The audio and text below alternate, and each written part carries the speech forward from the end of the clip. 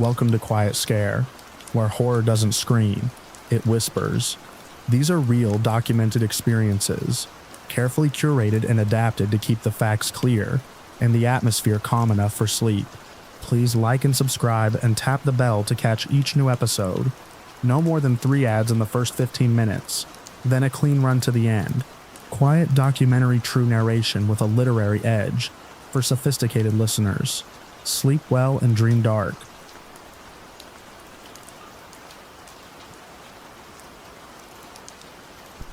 I never planned on working a late morning shift, not on a route that usually had me cruising the county roads before sunrise.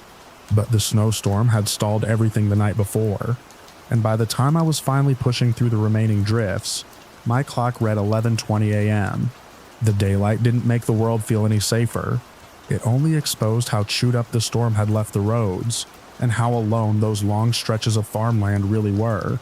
I kept one hand on the wheel and one on the tote of bundled newspapers, reminding myself I was just trying to finish a delayed route and get home before the next cold front slid in.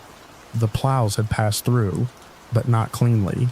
The edges were soft, uneven, with ice locked under the snow like marbles under a rug. My tires hummed over it as I pulled up to one of the rural driveways that had always seemed harmless. The small white ranch-style house sat back from the road, half sunk behind piles the homeowner hadn't gotten around to clearing. His garage door was open, a dark rectangular mouth against the brightness of the snow. I'd been delivering here for months, the customer always polite in a distant way. He was older, maybe late 70s, with a stiff walk and the kind of heavy winter coat that looked older than I was. I parked at the edge of his drive, stepping out into the cold that still clung to everything like a warning. My boots sank into the loose crust. I tucked the newspaper under my arm and started up the sloped driveway, trying not to think too much about how much quieter broad daylight felt out here compared to the nights. The sky was a flat gray plate, unbroken, and the wind carried little flurries off the drifts in quick directionless swirls. I saw him before he saw me. He stood inside the garage, turned partly away, rummaging through a stack of old cardboard boxes. When he finally looked up, his face didn't change in recognition, so much as shift into something else. Something that resembled a smile, but didn't reach any normal part of his expression. I had always seen him as harmless, but that morning something about the moment made every hair on my neck rise. "Morning," I called, keeping my voice bright, careful not to startle him. I brought it up so you wouldn't have to walk on the snow. He straightened, slowly, as if testing joints that didn't want to obey. Then he stepped deeper into the garage. I expected him to meet me halfway, or to give one of his usual nods. Instead, he lifted a hand, curling his fingers in a beckoning motion. The motion was too deliberate, too slow. "Come in here," he said. The words came out flat, unhurried. "Got something to show you." The wind gusted then, sliding cold under my collar. I stopped about 3 feet from the lip of the garage, close enough to see inside, but not close enough to cross that invisible line between daylight and whatever waited in that shadowed interior. I forced a small laugh, telling him I'd just leave the paper at the front, that I still had a lot of stops to finish. My voice sounded normal, but something inside me tightened, ready to run if it came to that. He didn't laugh with me. His smile stayed stretched, wrong in a way I couldn't name. He took another step backward, retreating into the dark as if trying to pull me in by creating space. "Come on," he repeated. "Just a minute. Want to show you something." I remember how still everything went in that moment. The wind faded. Even the distant furnace hum of the road felt like it vanished. I could hear the crunch of my own breath freezing in my scarf. I looked into that garage and realized I couldn't see past the first few feet. Boxes, tools, shadows, things that could hide anything. Things he could hide behind. I had no weapon on me. No one knew I was standing there. I didn't have a coworker nearby. No partner waiting in the car. No neighbor watching from a window. It was just me on a half-plowed driveway with an elderly man, whose expression made my instincts scream. I kept the newspaper tucked under my arm like a shield. My truck sat behind me, engine running, exhaust trailing into the cold air. If I ran, I guessed I could make it back in under 10 seconds if the snow didn't steal my footing. His driveway wasn't long, but it curved just slightly enough that someone inside the garage could get close before I noticed. All these calculations hit me at once. Silent, automatic, shaped by every uneasy encounter I'd ever had out here on the back roads. His voice came again, low, almost coaxing. He asked for my name like he hadn't already seen it on the subscription card months ago, like he wanted to hear me say it out loud, to pull it into the space with him. Something in my stomach went ice cold. I didn't answer. I just smiled in a way that probably looked nervous, but I tried to make it polite. I tossed the newspaper underhand toward the nearest clear patch, letting it slide across the concrete and stop near his feet. The moment it left my hand, I pivoted back toward my vehicle, moving fast but not running, because running would signal fear, and fear might give him a reason to follow. Each step felt like wading through syrup, every instinct telling me not to look back until I reached my door. When I finally did glance over my shoulder, he hadn't moved from where he stood, but the smile was still there, and somehow that was worse than if he'd come after me. He just watched as I opened my truck door, climbed in and pulled it shut with the lock clicking automatically. Relief washed over me so hard it made me lightheaded. I put the truck in drive and eased back onto the road, but my hand shook on the steering wheel. It hit me then how easily I could have walked into that garage out of pure habit, just trying to do a good thing for someone who seemed like he needed help, and how easily it could have been the last house on my route. My route after that stop felt different. The daylight didn't help. The snow made everything muffled, turning the empty fields into blank-faced spectators. By the time I reached my final deliveries, I kept checking my mirrors, expecting to see that white ranch house or an unfamiliar vehicle creeping along behind me. Nothing ever showed, but that didn't calm the feeling in my chest. I drove home with the windows cracked just enough to hear the outside world, trying to convince myself it had only been an awkward exchange, a misunderstanding, anything other than what my instincts screamed. But I'd been on these roads long enough to know the difference between awkward and predatory. One always feels like discomfort, the other feels like a hook catching on something soft inside you. When I got back to my place, I sat in the driveway with my hand still gripping the wheel long after the engine stopped. My gloves were damp with sweat. I kept seeing that darkness behind him, the way he stepped backward into it like he wanted me to follow without question. I replayed the moment his smile appeared, how it didn't match anything else about his face. A strange, unsettling stretch that didn't look like someone being friendly. It looked like someone anticipating something. That night, I laid out everything I had for protection on my kitchen table. My flashlight, my pocket tool, a can of pepper spray I'd barely used. I'd started carrying things like that over the past year, ever since realizing how many people felt emboldened by the fact that a delivery driver usually works alone. But looking at the items under the kitchen light, they felt inadequate. I thought about the snow, the slippery drive, the distance I would have needed to cover if he'd tried to corner me, how none of these things would have done much inside a cluttered garage. I didn't sleep well. Every time I shut my eyes, I saw that dark interior pulling back like a throat, swallowing the light from outside. I saw him standing there with that too-still smile. I heard his voice calling me in. My dreams made it worse by blurring the details, making the shadows move behind him, making me wonder what would have happened if I'd taken even one more step. The following morning, my shift had returned to its normal hours. Night still held the sky when I left my driveway, and even though the roads were clearer, I kept finding myself checking the locks before starting the truck. The cold air felt sharper in the dark, the way it usually did, but everything inside me was wired differently now. I remembered that even broad daylight hadn't protected me. The sun couldn't stop someone's intentions. Driving through the rural county roads, the emptiness pressed in heavier than I expected. My headlights carved only small pieces of the world into view, leaving the fields and tree lines unbroken walls of black. That house wasn't on my route for the day. It was one of the rotating stops, but the absence of it didn't ease the lingering dread. It almost made it worse. I didn't know when I'd have to face that driveway again. I kept the cab lights off during my breaks, sitting in the dim glow of my dashboard, listening for sounds I never used to notice. The settling tick of cooling metal, the scratch of wind across the truck bed, the distant yip of something moving through a field.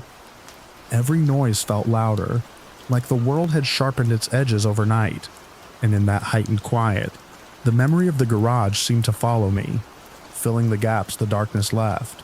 By the time I finished that night's route, my chest felt tight with the awareness that this job, this simple act of delivering papers, placed me in isolated spots with people I often knew nothing about. The snowstorm had shifted my whole schedule, pulling me into a house at a time when he hadn't expected me, when I was tired, off routine, trusting daylight to keep me safe. That was the part that stuck with me most, how quickly routine could twist into danger with one bad assumption and one person whose smile didn't match anything friendly. I told myself to let the feeling fade, that nothing concrete had happened. No confrontation, no chase, no evidence that anything would have happened if I'd stepped in.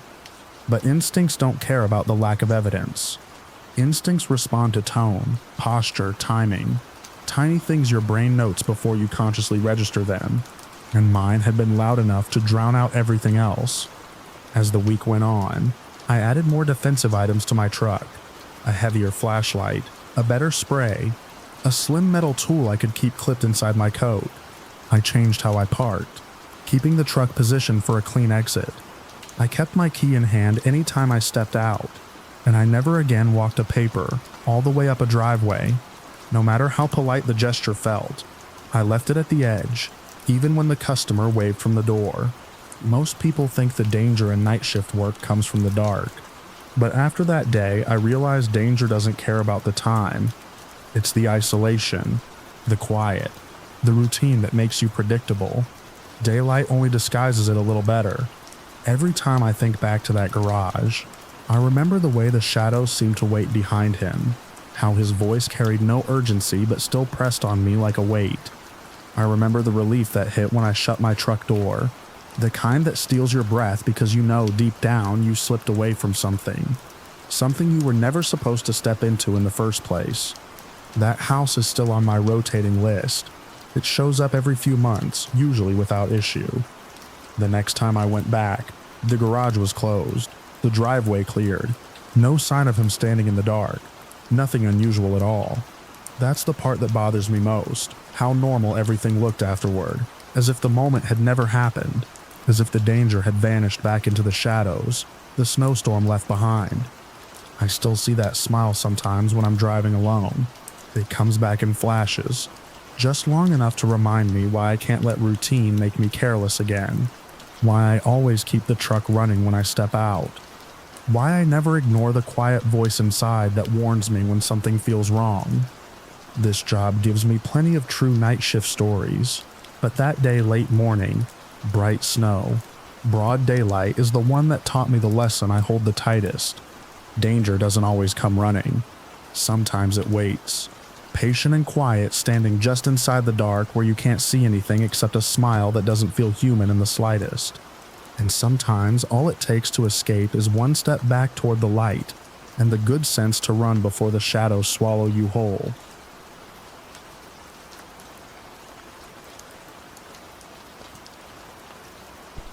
I was already running later than I meant to, the kind of late that settles in your shoulders after a long shift and makes the drive home feel twice as long.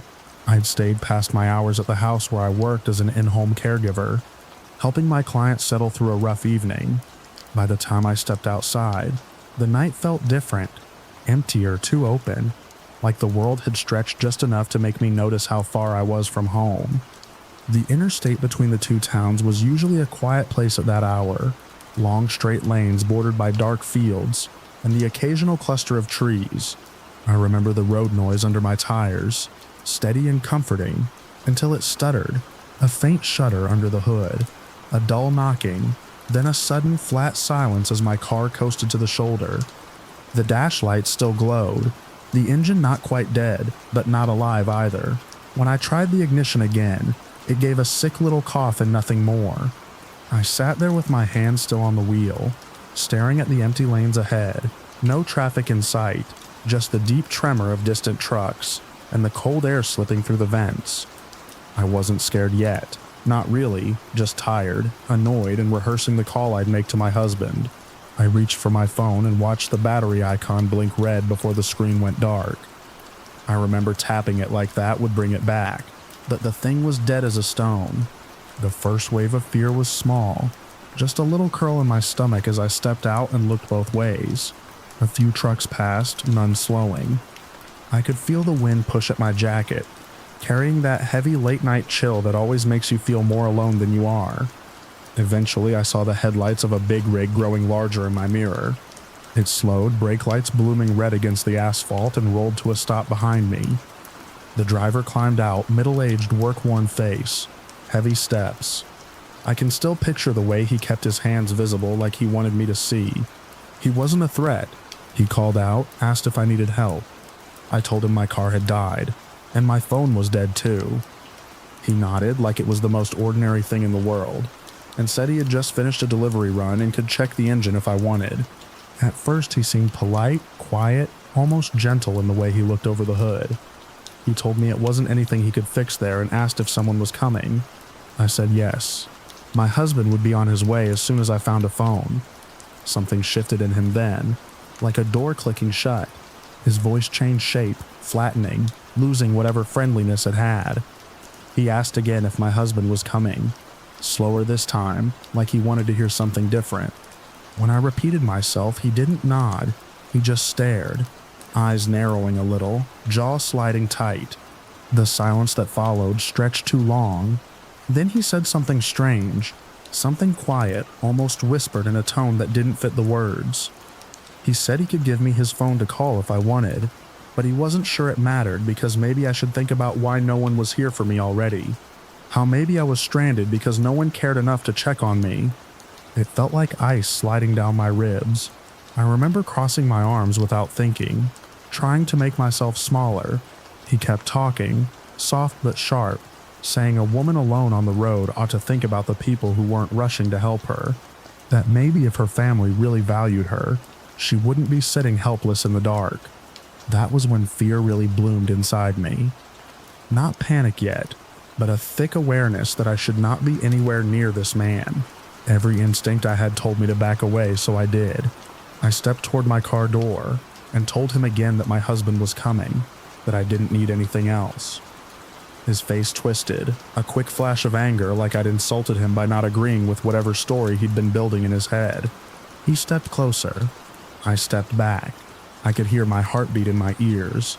He opened his hand and held out his phone, telling me to take it, not offering commanding.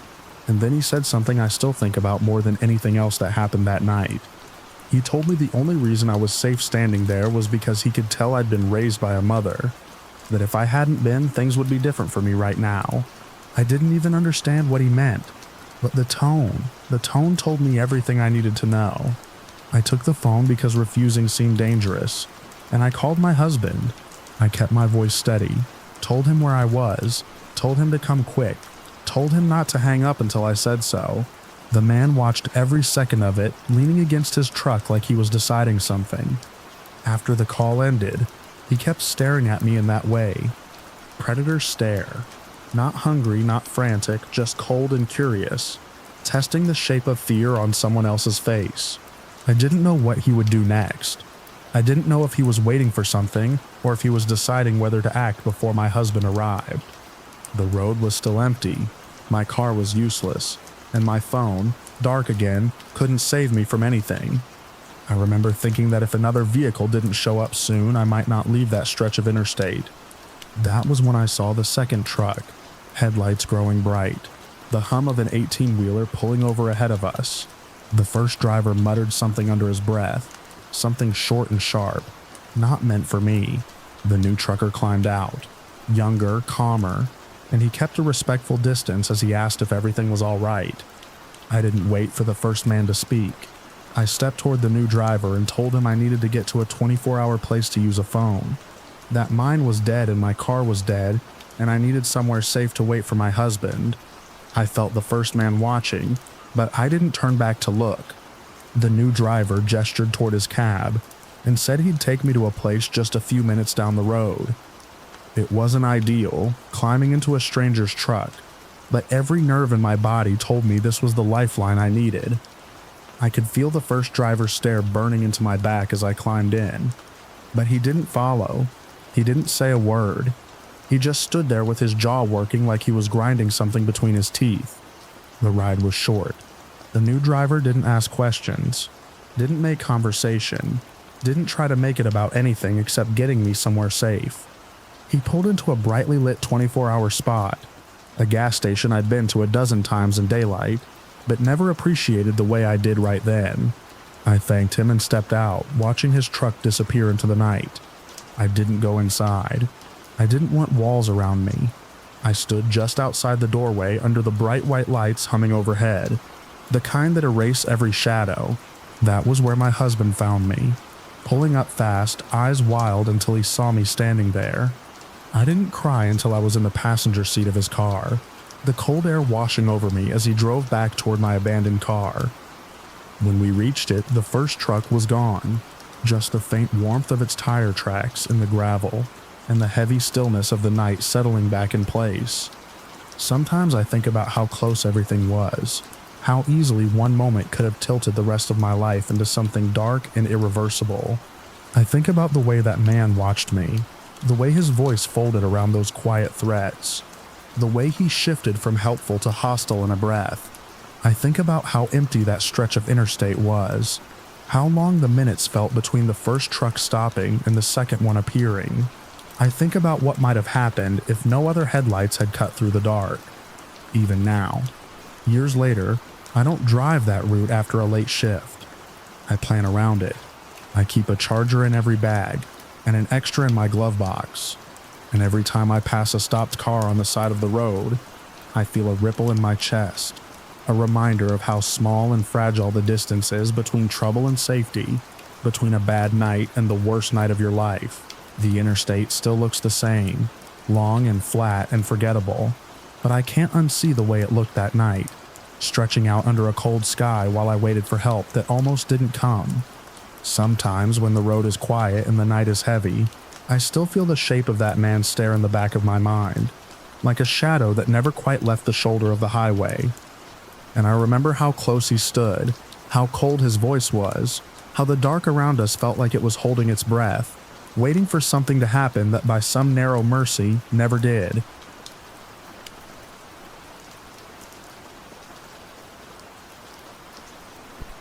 I still think about that night, every time I drive past the old pizza shop. Even though the place has been shuttered for years, the sign is sun-bleached, the lot always half flooded after a rain, and the building looks smaller now than it ever did when I worked there. But I can't look at it without remembering how it felt to stand inside those narrow walls near closing time, waiting for the ovens to cool, and the last timer to beep, not realizing someone was watching us through the most unexpected place in the entire lot. I was the closing manager back then, and late nights were supposed to be predictable, quiet, isolated, repetitive, but that night broke the routine in a way I never really shook off. It was around 11 p.m. when everything started. The store had that strange stillness it always got in the last hour, when the customers finally died off, and you could hear the hum of the soda fridge over everything else. Angie was mopping in long board arcs across the front tile, and I was counting out the drawer, half tuned to the radio we always kept low after hours. The parking lot beyond the glass looked empty, the kind of empty that made you feel your own reflection was staring back more than anything outside. Then the bell above the door chimed. At that hour, the sound was almost jarring. We both jerked our heads up. A woman walked in fast, too fast, beelining straight past the counter and down the hall toward the bathroom. I only caught her face for half a second, but the expression struck me more than the features. Blank eyes, chapped lips pressed tight, hair sticking to her cheeks like she'd been sweating or crying or both. Something in the way she moved made me think she was under the influence of something, or maybe just exhausted beyond reason. I remember thinking she didn't look dangerous, just off. She didn't say a single word, just vanished into the restroom and shut the door without turning back. Angie stopped mopping and shot me a look over the handle. "You saw that, right?" I nodded. It wasn't unheard of for people to stop in before closing. but running straight to the bathroom without even acknowledging us was unusual. Normally, I'd give 10 minutes before knocking, but we only had 20 left until close, so waiting too long wasn't an option. We went about cleaning with one eye on the hallway, listening for any sound from the bathroom. At first, I assumed she was sick or maybe just needed a minute to get herself together. 10 minutes passed, then 15, then 20. When it hit closing time, I finally walked down the hall and tapped on the door. I tried to keep my voice calm and professional, telling her we were closing up and asking if she was okay. No response, just a muffled shuffle that sounded too soft to indicate anything helpful. I stepped back and checked the closed sign in the empty dining area, feeling more uneasy with every second she stayed back there. I called the manager on duty, our higher-up, who stayed off-site at night, unless something big happened. I explained the situation as neutrally as I could. A woman had rushed in, locked herself in the bathroom, and wasn't answering. The manager didn't sound surprised. She just told me that if the woman didn't come out soon, we should call the police. When I relayed that to Angie, she blew out a breath and leaned on the mop handle like it was the only solid thing in the whole shop. But before either of us could take further steps, the bathroom door finally opened. The woman walked out slowly, like she had suddenly remembered someone else might be watching her. Her hair was even messier than before, her clothes disheveled, and her eyes were slightly wider now, more alert but also more suspicious.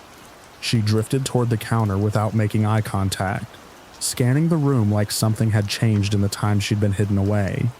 I asked if she needed anything. She didn't answer right away. She just stood there until finally, she muttered something about needing to use the phone. At that point, letting her use the store phone felt like the easiest way to get her out without escalating things. So I handed it over. She dialed a number with shaky fingers, pressing the receiver so hard to her ear it made her knuckles pale. The call rang for a long time. No one picked up. When she hung up, her expression shifted again, this time into something sharper, angrier. She asked if one of us could drive her home, not in a polite way, not like she understood she was talking to night shift employees at a pizza place, more like she was telling us it was our responsibility to do it. I told her we couldn't leave the store and couldn't transport customers. Angie stood behind me, still holding the mop but tense now, like she was ready to use it for something other than cleaning. The woman's voice rose, her words tangled together, tripping over themselves, blending confusion with fury. She accused us of lying, hiding things, ignoring her. She stepped closer, pointing at me with a trembling hand, and I felt the air shift from uncomfortable to threatening in a single breath. When I told her that we were calling the police, the shift intensified. Her face twisted into a hard scowl, jaw clenching, shoulders trembling. She began threatening us not in direct, clear phrases, but in a chaotic spiral of warnings and insinuations. That was when Angie, usually soft-spoken and even-tempered, made a decision. She walked back to the prep station, reached under the counter, and picked up one of the large kitchen sharp objects we used for slicing dough blocks. She didn't wave it or shout or do anything reckless. She just held it in both hands, braced and ready in case the woman lunged at us. The moment the woman saw it, everything changed again. The anger drained from her face, replaced by sudden wide-eyed fear. She backed toward the door, muttering frantic apologies or excuses. I couldn't tell which. Then she rushed out, the bell chiming behind her as the door slammed shut. I locked it immediately. My hands were shaking, but Angie's were worse. She set the sharp object down slowly, breathing hard through her nose like she had run a sprint. I called the police, gave them a brief rundown, and they said they'd send a patrol car to sweep the area. Until then, we were supposed to remain inside and keep the doors locked. For a while, that was enough reassurance to keep us steady. The dining area was empty. The ovens were cooling and the woman was gone. But the longer we waited, the more that sense of safety felt flimsy. The shadows outside the windows looked deeper, the parking lot wider, the whole area quieter. It was the kind of silence that made you hear your own pulse. When the officers arrived, they checked around the lot, flashed their lights inside the trash enclosure, even shined beams beneath the few cars parked on the far edge for nearby businesses. They didn't find her. They said she probably wandered off, maybe grabbed a ride from someone she knew. We all nodded like that made sense, and after they left, Angie and I finished locking up. She took the trash bag out back while I washed the last prep tray and stacked it with the others. We were ready to clock out, ready to forget the adrenaline spike, ready to go home. But Angie came back inside faster than she should have, letting the back door thud shut behind her. Her face was pale in a way I'd never seen. Not from fear exactly, but from a horrible realization. She told me to come with her. We walked back outside, our steps cautious, scanning the lot, even though the police had just been there. Angie led me toward the disposal area behind the restaurant, a concrete enclosure with a giant metal bin we used every night. I assumed she'd found something suspicious lying nearby, maybe something the woman had dropped. But she didn't point at the ground, she pointed at the bin. The heavy lid was slightly ajar, just a couple inches, but enough. Angie whispered that when she'd first walked out, the lid had been fully closed. And when she got close, she'd heard something, movement, like someone shifting their weight inside. She'd panicked and run back in before she could look. I didn't want to believe her. Not after the police sweep, not after the woman had left. It didn't make sense. But when we both stood there staring at that tilted lid, the air thick with the smell of old dough and grease-soaked cardboard, I knew we had to look. I approached the bin slowly, my fingers brushing the cold edge of the lid. I lifted it just enough to see inside, and there she was, curled up in the far corner of the disposal unit, knees pulled tight to her chest, her clothes streaked with grime, her eyes staring straight ahead, not at me but at the narrow opening of the bin, as if she'd been watching the back door, waiting for us to come out. She didn't move, didn't speak. I don't think she even blinked. I let the lid fall shut, my breath catching in my throat. Angie clamped a hand over her mouth, backing away in stiff steps. We called the police again, and when they arrived this time, they took the situation far more seriously. But by the time they opened the bin to get her out, she was gone. The officers searched the area again, wider this time, radios crackling through the night, but they didn't find a trace of her. We didn't either. The next morning, the manager told us someone must have picked her up between the calls. Or maybe she fled into the woods behind the strip mall. They were theories meant to calm us, but they never really landed, especially after Angie and I compared one last detail we'd both noticed but hadn't said out loud. Something about the way the inside of the bin looked. The trash bags weren't piled the way we had left them earlier in the evening. They were shifted, flattened in places where someone had clearly been lying on them for a long time. Not minutes, not the short stretch between her running out and us checking. Hours. She'd been hiding there for hours before she ever walked into the store. Watching, listening, waiting for something we never figured out. We found out later from another employee who worked the day shift that a passerby had thought they heard something rustling in the bin earlier that afternoon, but assumed it was raccoons. No one thought twice about it. No one opened it to check. I don't know what she wanted from us. I don't know what else she might have done if Angie hadn't grabbed that sharp object, or if we decided to walk her outside, or if she'd been able to coax one of us closer before the fear kicked in. What I do know is this: the night shift has a way of making small spaces feel deeper, darker, more secret than they are in daylight. And sometimes the scariest part isn't the confrontation. It's realizing how long the danger was there before you ever noticed it. That's the part that still sticks with me. The bin lid cracked just barely open. The sense that she had been there, silent, just waiting beneath the layers of trash and cardboard, unseen while the store bustled above her. And how close we came to opening that back door at the wrong time, walking right into whatever she had in mind. I think about that more often than I'd like, especially when I pass the old building and see that narrow enclosure behind it. The lid always closed tight, the alley quiet, the lights long gone. It's strange what the night hides from you. Stranger still what it reveals when you look closely enough. I learned that on my last night shift there, and I've carried it with me ever since.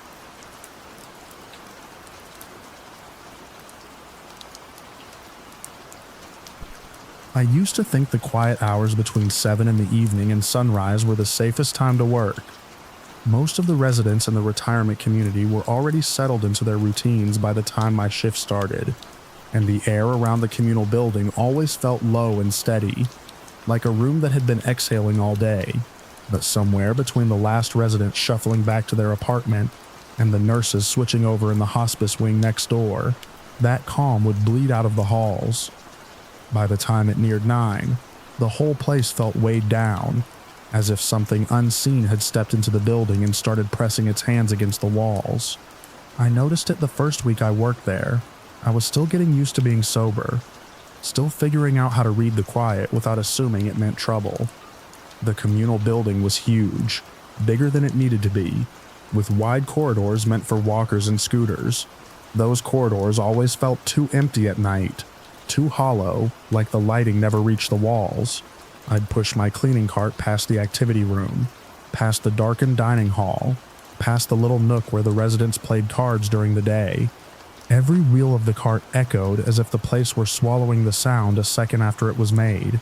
Around 9, that's when the change hit hardest. Something shifted in the air, heavier, thicker, like humidity without warmth. I kept telling myself a big empty building would naturally feel strange at night. But the dread wasn't natural. It came on fast, like stepping from sunlight into a basement. Every night it felt a little closer. It didn't help that things liked to move in the corners of my eyes. I'd be locking up the storage closet or wiping down the soda fountain station in the little food area, and I'd catch a shape sliding past the far end of the hallway. Not walking, not turning a corner, just a smooth motion like someone drifting. I'd look straight at it and it was gone. I told myself it was the flickering exit signs. I told myself it was fatigue. I told myself anything that kept me from thinking I was already slipping. The hospice nurses were the only other people who floated through that building at night. They kept odd hours, coming in to grab snacks or coffee. I got used to them appearing without warning, their scrubs whispering against the linoleum. Early on, they startled me so badly I almost apologized for existing. After a few weeks, I learned to keep my reactions buried. They were tired, overworked, and always polite. They never mentioned the way I jumped when they rounded a corner, and I never mentioned the way I felt like something else might be following them. Most nights I stayed busy enough that I didn't think about the drifting shapes or the thickening air, but the dead-end area at the back of the property was harder to ignore. It wasn't an official term, just something the staff called it. A long walkway stretched past the cafeteria and out toward a quiet courtyard. At the very end was an old light post with a cracked housing and cloudy glass. Past that was nothing, just fenced-off land the community never developed. I only had to clean out there once a night, but I always put it off until residents were still moving around. The few times I'd gone back there alone, the atmosphere pressed in so tightly I felt like I couldn't breathe. There was one night, though, when my schedule got jammed up. An elevator malfunction, a spill in the library, a plumbing complaint. Everything stacked at once. By the time I finished the indoor loop, it was well past midnight, and the dead-end area was waiting like a task I'd been trying to forget. I wheeled my cart outside and felt the cold immediately. Not weather cold, not the kind that clings to your skin. This was a heavy chill, the kind that sinks into the muscles behind your ribs. The walkway lights hummed above me, but their glow felt thin, almost reluctant. As I moved closer to the end, that pressure I felt every night around 9 returned, only sharper, more focused. The shadows stretched in ways I couldn't make sense of, reaching across the concrete in angles that didn't match the lights. Halfway down the walkway, I stopped. Someone was standing at the light post. At first, I thought it had to be a resident, some confused person out late, maybe drawn outside during a bout of insomnia. But the figure was too tall, exceptionally tall, and too thin, as if the arms and legs had been stretched far past what a body should allow. I blinked hard, thinking the light was warping what I saw. But when my eyes cleared, the figure was still there, holding onto the post like it needed help standing upright. Its arms hung down almost to its knees, long and narrow, ending in what looked like bone-like claws. Not weapons, not anything sharp or purposeful, just long, pale extensions, as if something inside had pushed through the skin and never settled right. They looked freshly damaged somehow, like raw material forced outward. The light hit them unevenly, casting ridges and shadows that made my stomach turn. I froze. I didn't even breathe. The figure shifted its weight, slowly, the way a sick person might turn to acknowledge someone entering a room. When its head tilted toward me, the world seemed to narrow. Its face was all wrong. Not damaged, not monstrous in the sense of violence, just wrong, skull-like, elongated, the suggestion of features but none of them fully formed, and rising from its head were large curved shapes that caught the dim light, horn-like, but not clean or symmetrical, more like growths, like something that had pushed out of it without direction. The moment its gaze landed on me, nausea hit like a blow. Not fear nausea, not panic from seeing something unnatural. This was deeper, a gut-deep sickness, as if the air itself had spoiled.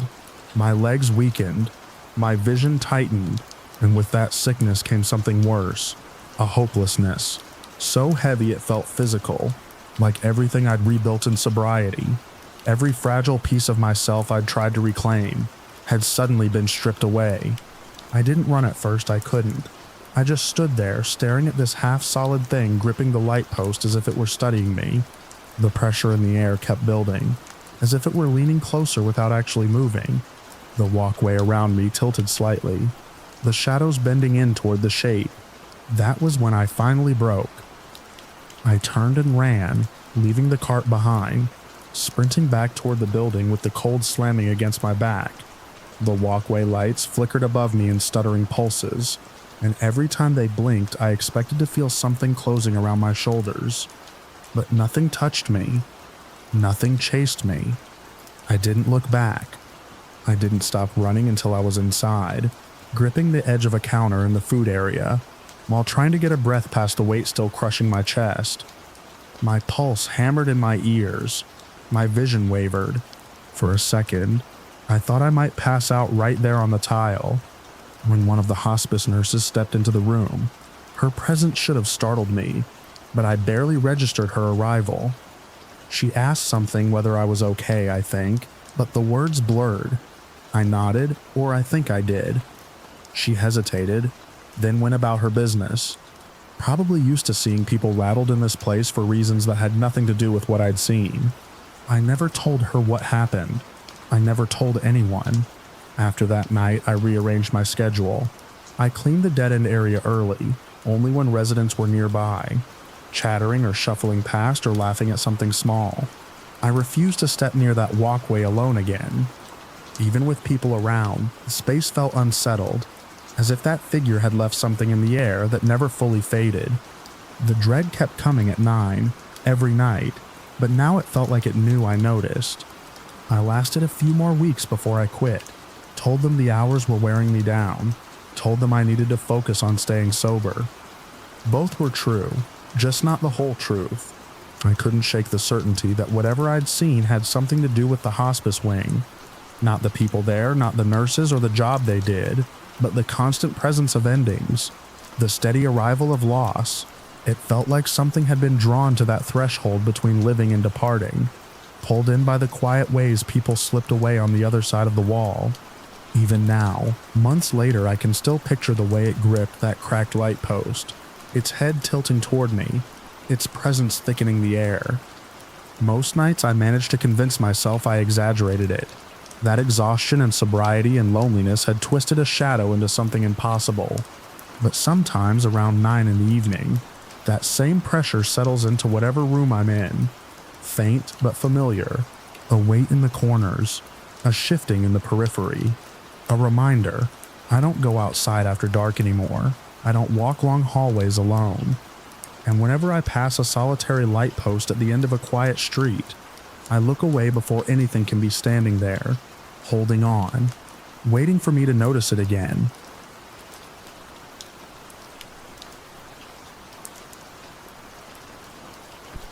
I checked into the hotel a little before the night shift truly settled in.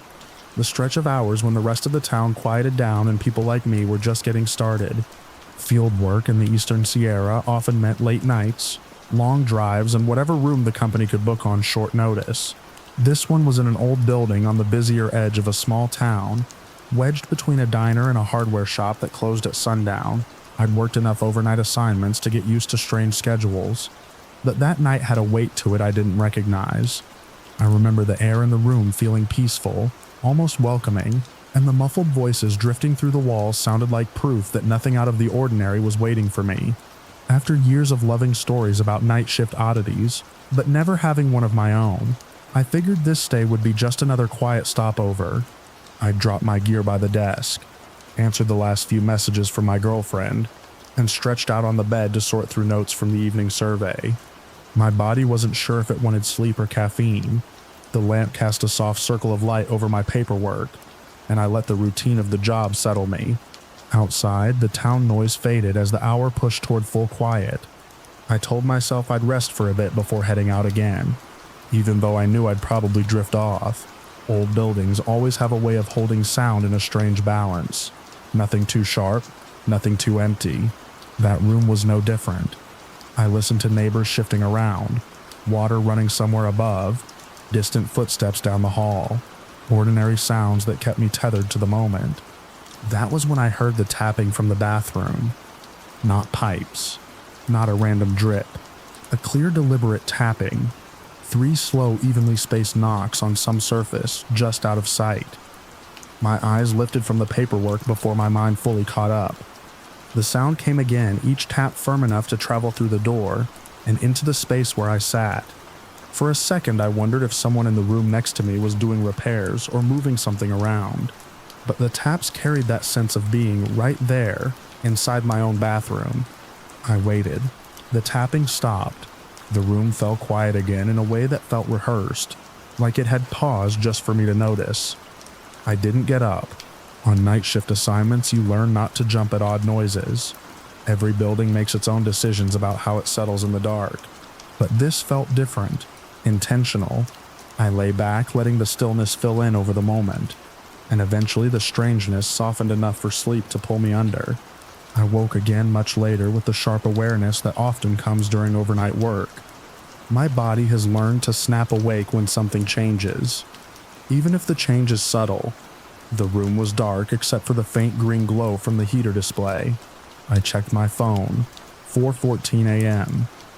Too early to start the next round of field checks. Too late to call it a full night's rest. As I shifted on the mattress, the alarm clock on the opposite nightstand clicked on. A burst of static filled the room. No music, no broadcast, just a jagged wash of sound spilling into the darkness like someone dragging a live wire along the inside of my skull. The volume wasn't maxed, but it was loud enough to jolt me upright. The red digits on the clock burned through the dark. I hadn't touched the alarm since arriving. I reached toward it but stopped midway, not because I was afraid, but because curiosity pushed harder than instinct. Night shift workers develop a strange relationship with unexplained noises. When you spend your nights awake while most people sleep, you become an observer of the odd little moments that never show up in daylight. Radios turning on by themselves were the kind of thing people joked about in break rooms. The kind of story you hoped would happen just once, so you could say you had a real night shift tale. I thought of something a coworker had told me earlier that week. His grandmother's radio flickering to life during late-night storms. The memory stuck to me, pulling me closer to the static instead of away from it. I waited. The static shifted in small ways, like the clock was trying to find a station but kept landing on empty air. I half expected a voice to break through, something faint and warped, but the sound stayed faceless. The hallway outside was silent, no guests coming or going. Even the heater seemed to quiet itself, leaving the static to stand alone. That was when the entertainment console in front of the bed creaked. A long, low creak-like weight shifting inside the cabinet, or the wood bending under a slow, deliberate pressure. I froze. eyes locked on the dark outline of the console. The sound wasn't sharp or sudden. It carried a sense of movement, as if something had been waiting for the room to go quiet before shifting its position. The static dipped behind me, softening just enough to make the silence between creaks feel alive. I leaned forward slightly, letting my eyes adjust to the darkness. The console didn't move.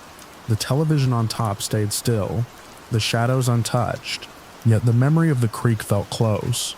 Too close for comfort, too measured to dismiss as settling wood. I'd stayed in plenty of old hotels during late-night assignments, and furniture didn't usually sound like that. Still, fear didn't hit me. Not the way it should have. Curiosity overrode everything else, the same way it does when you're deep into a night shift, and the world feels tilted just enough to make even ordinary things seem significant. I sat there breathing slowly, listening for any follow-up sound. Nothing came. The static thinned out until it was just a faint whisper. I reached over and turned the radio off. The click sounded loud in the quiet room. My pulse settled. I let the silence stretch again, waiting for something else to happen. Some confirmation that I hadn't imagined the tapping, the static, the creak. But the room stayed calm, the atmosphere softening back into the peace it had when I first checked in. Eventually I lay back down, though I didn't sleep right away. Instead, I kept replaying the events in my mind, the deliberate taps, the radio turning itself on, the console creaking as if acknowledging something I couldn't see. I'd always appreciated supernatural stories, especially the ones shared by people on night shifts who claimed they'd heard or seen things in the quiet hours. Part of me had always wanted something like that to happen to me. Not dangerous, not dramatic, just verifiable enough to sit with me afterward. When the sun finally rose, I collected my gear, texted my girlfriend good morning, and took one last look around the room. It looked ordinary in the daylight, almost disappointingly so, but the night had given me something I hadn't expected. A story I didn't have to exaggerate, a real night shift experience I could point to and say yes, something happened. Still, as much as I appreciate having that story now, I wouldn't stay in that same room again. Not during a night shift, not alone. Some places don't feel empty when the rest of the world is sleeping. Some rooms wait until the late hours to show you how alive they really are.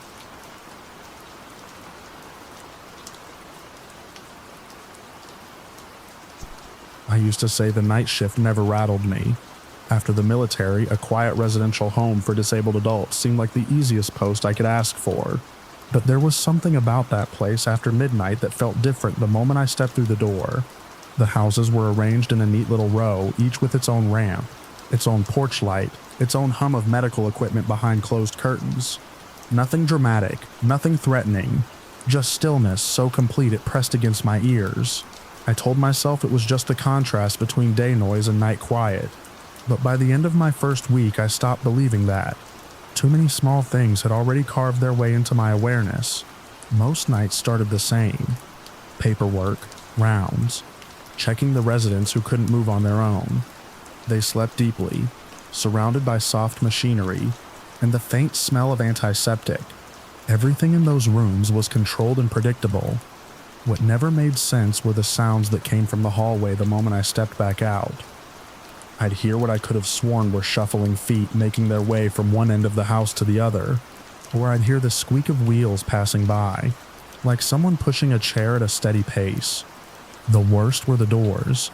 They didn't slam, they didn't bang, they just creaked open and shut like someone testing them slowly, as if trying not to wake anyone. I walked the length of that hallway 100 times, scanning for any resident who had somehow managed to move on their own, but I never found anyone out of place. No footprints, no stray equipment, just the lights overhead buzzing faintly, like they were part of the joke. I kept telling myself that anyone else would have blamed settling walls, or airflow, but the timing was too perfect. The sounds always started when I stepped out of a resident's room, as if something was waiting for me in the hall's quiet pocket. I didn't talk about it during those first weeks. I didn't want to be the new guy rambling about noises. Still, I felt myself listening harder every night, waiting for the next creak or scrape. It always came. It always stopped when I walked toward it, and every time I tried to brush it off, my instincts settled heavier, the way they used to right before a night op when something wasn't adding up. Around 2 in the morning, the house was so still it felt suspended.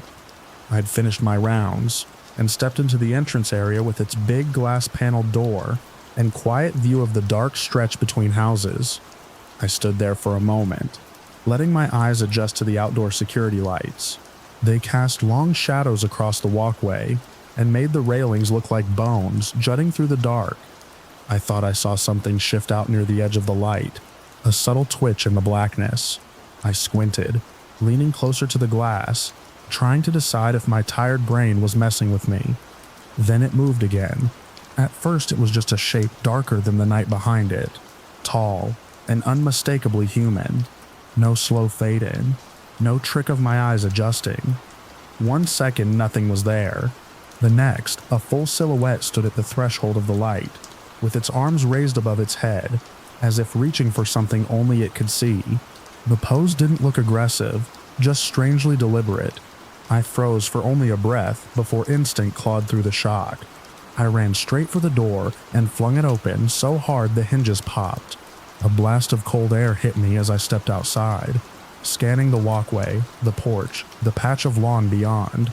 Nothing. No footprints in the dew. No rustle of bushes. No sound of retreating steps. The night swallowed everything so completely it looked staged. I moved farther into the yard, calling out, not shouting, just projecting my voice like I had when searching dark corners overseas. No answer came back, not even an echo. When I finally turned around to head back inside, the open doorway looked too bright, too exposed, like it belonged to a different world entirely. My skin crawled with the certainty that I should have found someone out there, a prankster, a patient who'd wandered out, a shadow from another house's light, anything, but the yard was still as a photograph. The shape had vanished as if it had never been there at all. Inside, the silence pressed harder. The hallway seemed longer. Even the equipment hum sounded off. I forced myself through another full round, checking every bed, every locked cabinet, every angle where someone could hide. All my checks came up clean. My pulse didn't come down as quickly as it should have. For the first time since working there, I felt like the house wasn't just empty. It was aware, watching, waiting for me to make sense of something I couldn't explain. When the morning shift arrived, I must have looked different enough for one of the staff to ask if I'd had a rough night. I told her what I'd seen, not with dramatics, not trying to sell it, just laying out the facts. She listened without laughing or giving me that polite smile people use when they're humoring someone. When I finished, she nodded in a way that felt too prepared, like she'd been expecting someone to bring it up eventually. She told me quietly that a former resident had lived in that house for years, a friendly man, couldn't walk on his own, couldn't raise his arms by himself toward the end. He died after a long illness in one of the back rooms. Then she described the way he used to be before he got too sick, how he would roll himself out to the entrance every morning, stretching his arms high over his head as if greeting the start of the day, how he had liked sitting exactly in the spot where I'd seen the silhouette. It wasn't presented as a ghost story, more like a simple, matter-of-fact memory. Still, something in my chest dropped, not out of fear, but out of the way everything clicked into place with a soft, unavoidable certainty. The sounds, the movement, the raising of the arms, the way the silhouette had stood at the edge of the light like it belonged there. I didn't talk about it again, not to her, not to anyone, but I stopped brushing off the hallway sounds as drafts or shifting floors. I stopped assuming the dark corners were empty just because they should have been. I wasn't afraid, not exactly, just aware in a way that changed the texture of every night that followed. I finished that shift with my usual routine, but I felt eyes on me the whole time. Not hostile, just present, like someone who didn't want to be forgotten. I never saw the silhouette again, but from that night on, the quiet never felt empty, and I never felt alone in that house, no matter how dark the shift became.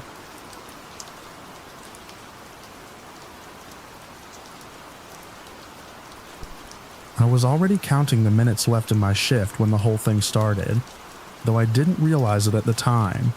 I had the mop out, pushing a line of murky water across the tiles at the front of the store. The place was quiet the way only a late-night shift can be. Just the hum of the refrigerators and the soft rattle of the air unit trying to keep up. An hour left, I kept thinking. Just 60 more minutes and I'd be walking home, down the same street I always took, maybe stopping for a coffee at the corner kiosk if they still had the lights on. I pushed the thought aside and kept working, leaning into the rhythm of it, the simple back and forth that helped the time pass until sunrise felt close enough to touch. That was when I heard the bell over the door snap open, with a sharp jingle, the kind that always sounds louder after midnight. I looked up, half expecting a regular. Instead, a woman stood there in the entrance, clothing torn at one shoulder like she had rushed through a hedge or caught herself on a nail. Her breath came quick and shallow, as if she'd run the last block to get here. She didn't look at me so much as through me, and before I could say anything, she darted toward the back of the store. At first, I didn't move. I was used to people coming in acting strange. Night shifts are a magnet for folks trying to outrun something, even if it's only their own thoughts. But she didn't go for the drinks or the snack aisle. She ran to the far back, the little alcove where we kept the old freezer we never used, and crouched there, making these low, thick sounds in her throat. Not words, not crying, just noise. Something about it set the hair along my arm straight up. I let go of the mop and followed her path, trying to keep my steps steady. I couldn't tell if she was hurt, or high, or scared. When she heard me coming, she shot up from the floor and bolted toward the counter. I hurried after her, but didn't catch up in time.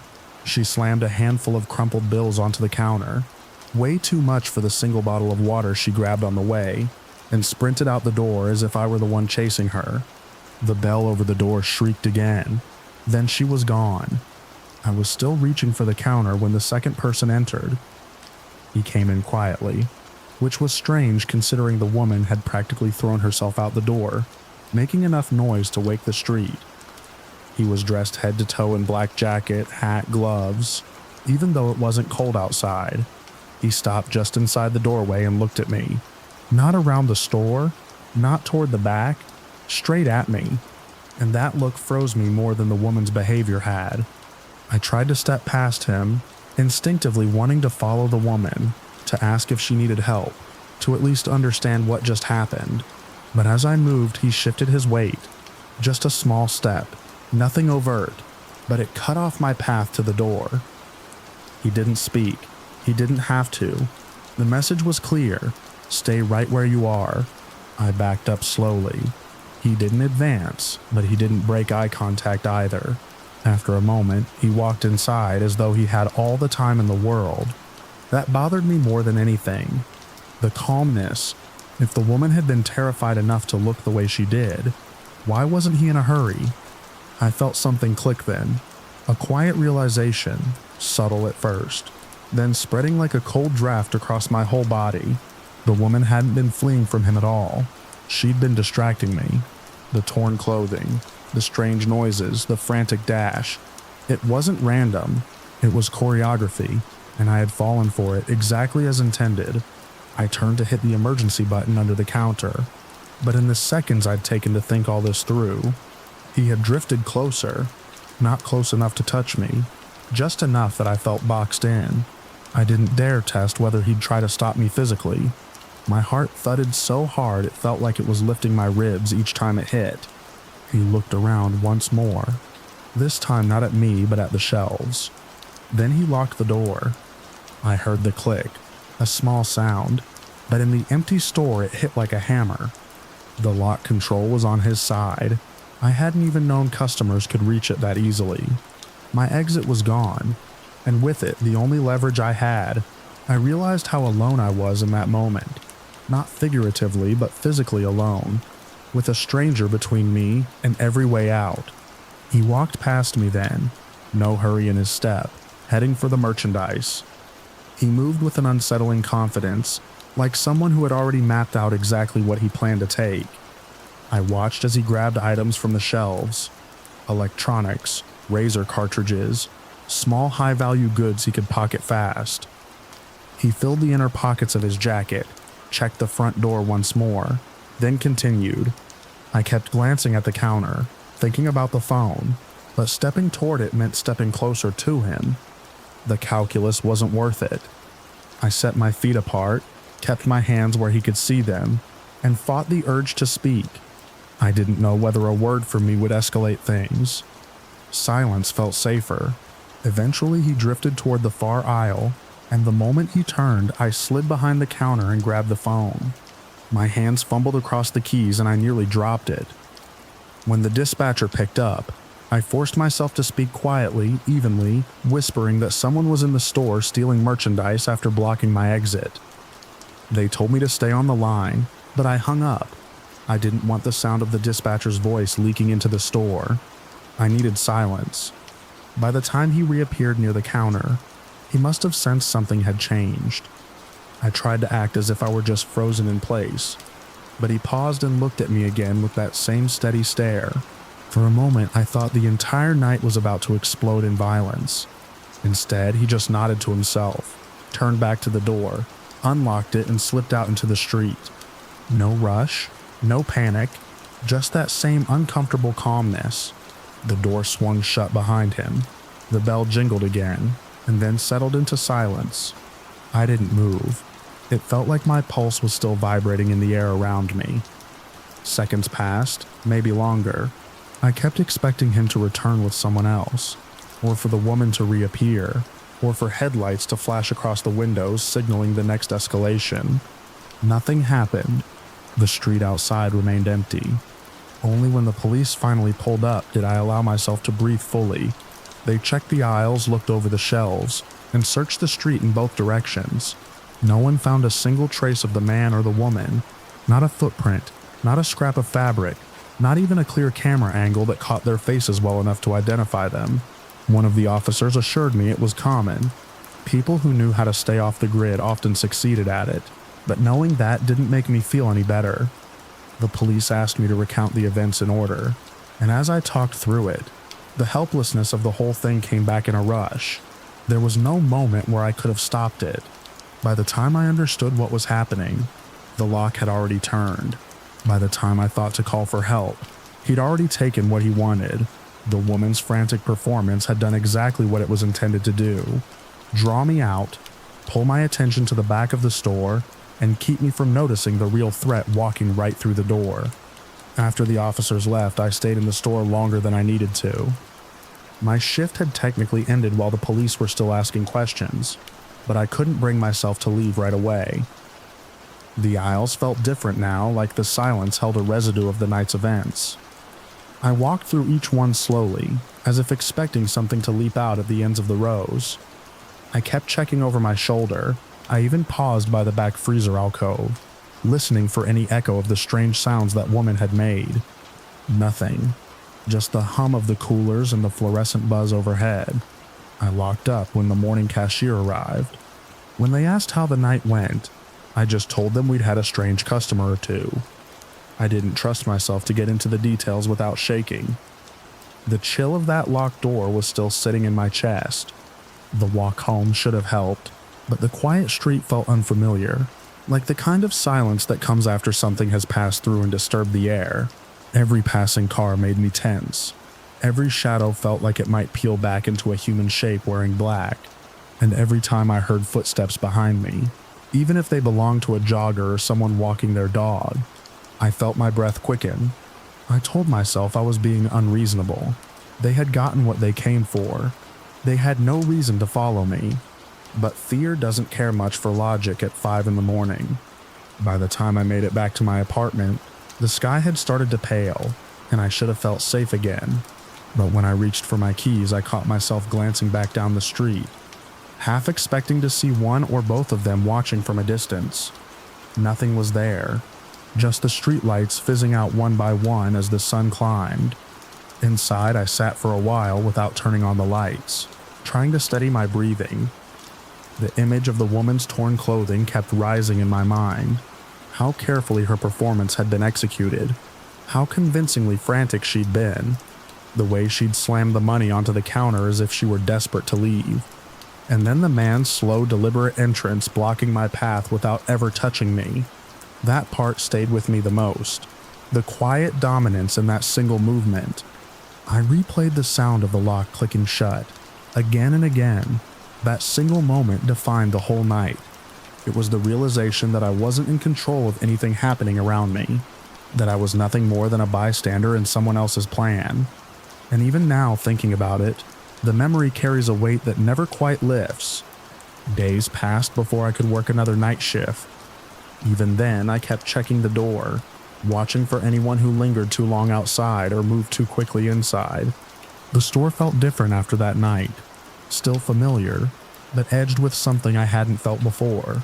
Vulnerability maybe, or awareness, or just the memory of how easily everything had slipped out of my hands. I eventually learned to work through it. I had to. Night shifts aren't exactly easy to replace, and rent doesn't wait for you to recover from a scare. But every so often, about an hour before the end of my shift, when the store is empty and the only sound is my own footsteps on the tiles, I still remember that moment when the lock clicked and the world shrank to the small box of the store, with no way out. And in those moments, I can't help glancing at the door, wondering if someone else is about to walk in with that same deliberate calm, ready to remind me how quickly a normal night can turn into a story I never wanted to tell.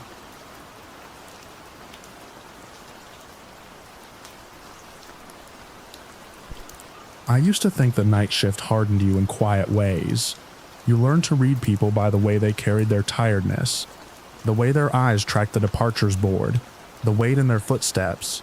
I'd worked the late hours at the airport cafe long enough that the terminal felt like an extension of my own breathing. The hum of the floor polishers, the distant roll of luggage wheels, the ceiling speakers announcing flights to places I'd never see. It all became a kind of background heartbeat. Safe, predictable, strangely soothing. I never imagined that the same calm that helped me handle difficult customers would be the very thing that pushed me straight into a situation I never should have walked into.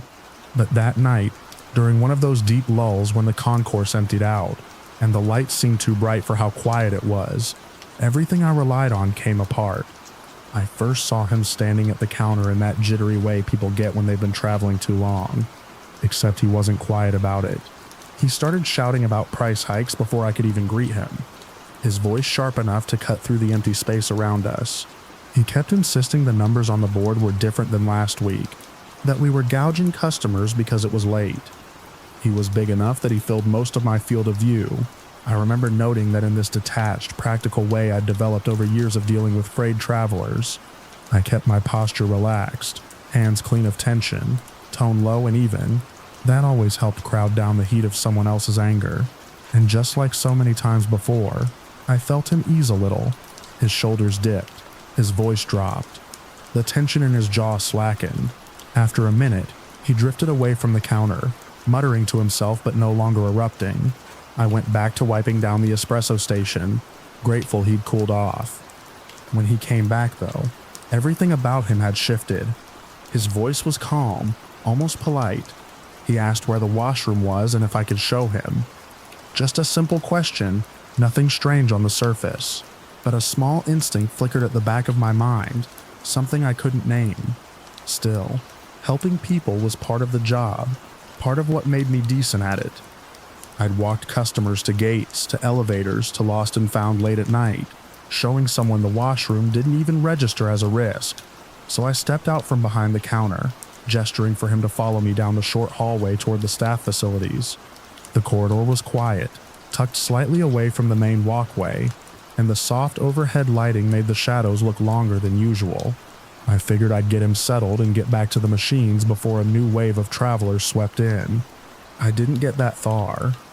The moment we crossed the threshold, I felt his hand clasp the back of my head. Not a tap, not a push, a clamp. The kind of grip that makes your vision buckle from the shock of it. Before I could turn, before I could speak, he yanked me forward. My feet scraped over the tile as he dragged me deeper inside. The door swung behind us, and the sound of it closing punched a hollow echo through the cramped space. My back hit the wall beside the sink, and I felt this cold strip spread across my spine. The whole room shrank around us, the fluorescent light flickering faintly overhead. Then he lifted his other hand, and something sharp caught the light. It skimmed along the side of my face so close I could feel the shift in air. I didn't know exactly what it was, only that the edge of it promised immediate damage if I moved wrong. My heartbeat surged so fast it drowned out the faint airport noise outside. That sharp object hovered near my cheekbone, so close that even breathing felt like it might bring me closer to it. I kept my eyes forward, not daring to look directly at his hand. I didn't want to give him any reason to think I might react. He didn't say a word. That silence was worse than the shouting had been earlier. It felt deliberate, cold, controlled.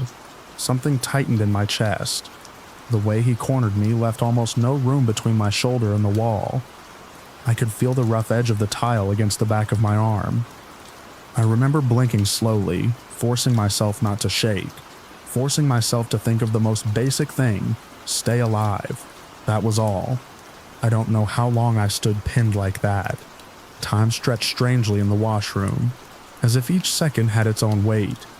But the adrenaline built in me like pressure under a lid. My fingers twitched first, then my right foot shifted a millimeter. I didn't plan anything heroic, I didn't even think. It was the raw instinct of getting out of that corner before whatever he wanted from me escalated. When the fear hit its sharpest point, something inside me snapped into action. I shoved upward with my shoulder, not even aiming, just trying to break the angle of his grip. My movement knocked his arm off balance. The sharp object wavered. I used that fraction of space to push my body sideways, half slipping, half stumbling. I didn't land a clean strike, more like a wild, desperate hit, but it connected enough to jolt him backward. His grip loosened for a moment, just long enough for me to wrench myself out from under him. I didn't look back. I pushed through the door so hard it slammed into the wall. The hallway opened in front of me like a lifeline. My chest burned. My legs shook so badly I felt every step as if it were happening inside a dream. The lights overhead felt too bright again, too stable compared to the narrow chaos I'd just escaped. I remember the taste of metal in my mouth, the tremor in my hands that wouldn't stop even after I made it back behind the counter. I could still feel the ghost of his grip on my skull, the pressure still imprinted on the back of my head. I found the manager a few minutes later, told him everything I could manage between breaths. He looked stunned, then rushed off to review what he could. I thought that was the beginning of support.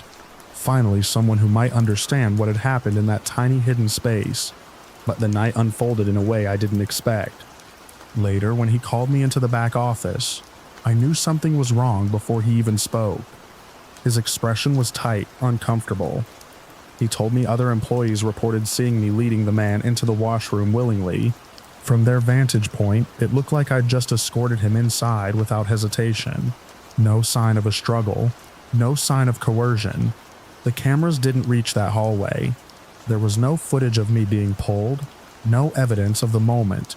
Everything switched from routine courtesy to a trapped corner. The manager kept his voice steady, careful, as he told me they couldn't keep me on. Not with conflicting accounts, not with the company policies on staff interactions with customers in restricted areas. Hearing those words felt unreal, like someone else's story echoing through my skull. I'd escaped an attack only to lose the ground beneath my feet afterward. I left the cafe that night with my clearance badge turned in, my shift card locked out, and a hollow ringing in my ears. Walking out of the airport into the cool air, I replayed everything in my head. The quiet hallway, the sharp edge brushing my cheek, the weight of his hand pressing me into the wall. I tried to understand how being calm, being helpful, being the kind of employee who escorted customers when they needed guidance, had led me straight into danger. I'd always believed that staying composed was my shield, that it kept situations from boiling over, but under the fluorescent lights of that washroom it only made me slow to recognize a threat I should have stepped away from. Even now I can feel the cold tile against my back when I think about it. I can picture the doorway opening into that compressed silent moment. Night shifts had always felt like a controlled world to me. Bright, predictable, safe. But that night cracked that illusion for good. And whenever I walk past a narrow hallway or hear a restroom door creak shut, a piece of that memory slips back in. sharp at the edges, impossible to shake.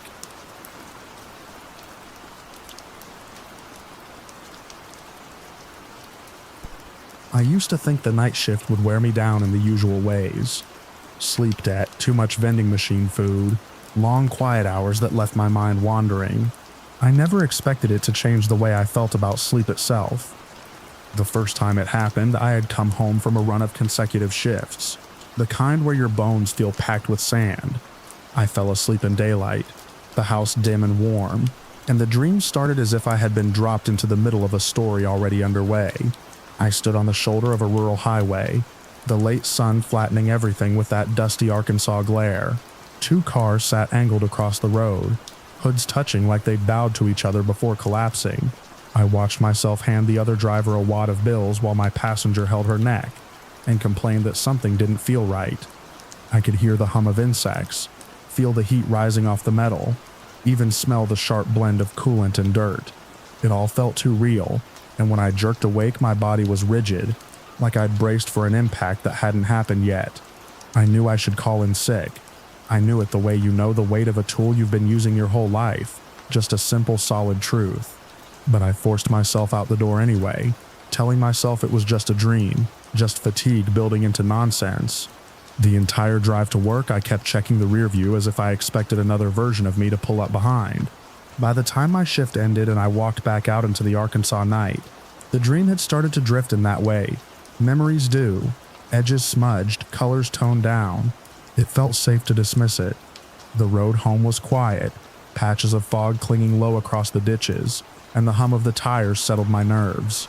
I was halfway through the route when the headlights curved wrong around a bend. Too fast, too wide, and I recognized the angle before I recognized the danger. The impact never fully landed. I hit the brakes, fishtailed, clipped the other car instead of smacking nose first. But when both vehicles came to a stop across the asphalt, facing each other like reflections, my stomach drained out. My passenger rubbed her neck, complaining that something felt off. The other driver stepped out, hand shaking. I could hear insects. I could smell coolant. I reached into my pocket without thinking, ready to hand over money I didn't have. That detail snapped me back. The one thing the dream showed that I couldn't recreate. I stood there on the shoulder in the same fading light from the dream, the scene matching down to the way the gravel pressed into the soles of my shoes, and I felt an icy clarity that didn't let go for the rest of the night. After that, the dreams didn't stop. They changed, sharpened. They came during the day while I slept off my shift, hitting me with that same too solid texture. And one, my damaged car started on the first try, even though the engine block was bent inward like a crushed can. When I woke, the real car sat in the driveway with its hood warped from the accident, and I remember staring at it from my porch, half daring it to start on its own. It didn't, of course, but I couldn't shake the sense that something was trying to warn me in pieces, like scraps of a map I wasn't sure how to read. Then came the dream about the relative, my sister-in-law, pale and exhausted, standing behind bars. She didn't speak, didn't move, just looked at me with this drained expression, like she had already accepted the situation and was waiting for me to catch up. The dream left me sweating through the sheets. I spent that night at work trying to focus on simple, repetitive tasks, just to keep my mind from looping back to her face. The machines hummed. The air smelled faintly of oil and metal, and I kept glancing at the clock, counting down the minutes until I could call home. When I finally did, everything was normal. She was fine. Life was rolling on in its ordinary, predictable way. But the fear didn't ease. It settled deeper. A week later, the dream about my sister broke through. She stood beside a stretch of highway, her car sideways across the lane, and the sound of another engine echoed from around a blind curve. Dust swirled up behind her like something rising from the ground. She didn't see the other car coming, but I did, and the moment before impact froze everything with brutal clarity. When I woke, I didn't hesitate. I told her not to go on that trip. I couldn't explain everything, not without sounding unhinged, but something in my voice must have convinced her. She canceled, and then the accident happened exactly the way I'd seen it. Same stretch of road, same blind curve, same dust rising where the ditch had been torn open. The only difference was she wasn't there to meet it. After that, I stopped pretending these dreams were leftovers from stress or night shift exhaustion. They were too precise, too stitched to the real world. And yet every time one came, there was no control, no way to summon or refuse them. They arrived when they wanted, and I just had to try to interpret whatever pieces I could remember. Worse, they started slowing down. Fewer dreams, more distance between them. Each time I woke without one, I felt both relieved and uneasy, like walking out of a dark room and waiting for your eyes to adjust, only they never do. I would lie in bed during the day, the muffled sounds of rural Arkansas drifting through the walls, trucks downshifting on the highway, birds cutting through the heat, distant dogs barking, and wonder if the silence meant I was safe or simply unprepared. Night after night, working the factory floor, the machine seemed louder than before, the lights harsher. Every clank and hiss made me think of the way the world can shift in a second, how the dreams always showed the moment right before something irreversible snapped into place. I still drove the same route home, still felt the same low fog in the ditches, but now every curve made me tense, every headlight bloom felt like an echo of something I'd already lived. I kept waiting for the next vision, knowing it might show me something too late to stop, something involving someone I loved, something that wouldn't give me enough time to change anything. I could live with knowing what might happen to me, but I couldn't shake the fear of seeing one of them vanish into a future I couldn't rewrite. The night stretched on, and the dreams stayed quiet. That silence became a kind of pressure, a sense that whatever came next would land harder than all the others combined. And lying in my dim bedroom after a shift, the daylight thick against the blinds, I started waking from ordinary dreams with my hands clenched, bracing for an impact that hadn't arrived yet. I don't know if the dreams are gathering strength, or simply waiting for the moment I stop expecting them. All I know is that the next one will come when it wants to, and I'll open my eyes carrying the weight of whatever I've been shown, unsure if I'm early enough to stop it or already too late to matter. I used to think the hardest part of working nights on the cardiac unit was staying awake. Long before that shift, I believed exhaustion was the worst thing that could happen to a person at 3 in the morning. I'd shuffle through the halls of that rural hospital with my clipboard tucked under my arm, trying to keep my mind on vital signs instead of the dark corners that always seemed to gather at the edge of my vision. I told myself the quiet was only quiet, that nothing waited behind it. I honestly believed that, right up until the night I stopped being able to. The shift started like every other cold coffee, stale fluorescent lights, humming just above the limit of my nerves, in a fully occupied unit that needed more hands than we had. The building settled in its usual way, metal ticking in the ducts, floorboards giving off soft snaps as if the hallway itself were adjusting its ribs. I checked my assignment sheet, slipped the pen into my pocket, and started my first set of rounds. Most nights, the pace on the cardiac floor had its rhythm. You could feel the anxiety lingering under the surface, as though the whole unit carried the leftover fear of every heart that had ever failed inside its walls. But that night, something pressed deeper, heavier. I felt it before anything happened, though at the time I didn't have words for it. Only a tightening at the base of my throat, a slight pressure I tried to swallow away. My first patient of the night was an older woman admitted for monitoring. She'd always been quiet and polite, never confused or disoriented, never one to press the call button unnecessarily. When I stepped into her room, she was sitting upright in her bed, hands clasped tightly in her lap as if she were listening to something I couldn't hear. I asked how she was doing. She didn't look at me right away. Her eyes drifted toward the bathroom door, cracked open just enough to show the dark edge of tile inside. She told me in a steady voice that a small boy had been standing in there, watching her. I paused mid-note. She wasn't the sort to invent things, and even in the low light I could see she had no signs of confusion. She didn't ramble. She didn't tremble. She simply reported what she saw, like someone telling you the weather. I tried to reassure her, telling her the room was empty, and she nodded as if she already knew that. She wasn't frightened, not exactly. More unsettled, like someone who'd had a stranger step too close in a grocery store aisle. When I checked the bathroom, the space felt cold, colder than the hall. Not freezing, just wrong. The sort of cold that lingered behind your kneecaps and made the hairs on your arms lift one by one. I turned the light on. Nothing there. No child, no movement, no reason for the shift in temperature. I shook it off, told her I'd be nearby, and finished my notes. She thanked me in a calm, almost apologetic voice, as if she regretted troubling me. I left the room reminding myself the mind can play tricks at night. I'd seen that before. Stress can rattle even the clearest mind. But this woman's eyes had been steady. Too steady. The hall seemed longer when I stepped out. The overhead lights looked dimmer than they had moments before, though I couldn't tell if anything had changed or if I was the one shifting. I moved on to the next set of rooms, forcing myself back into routine.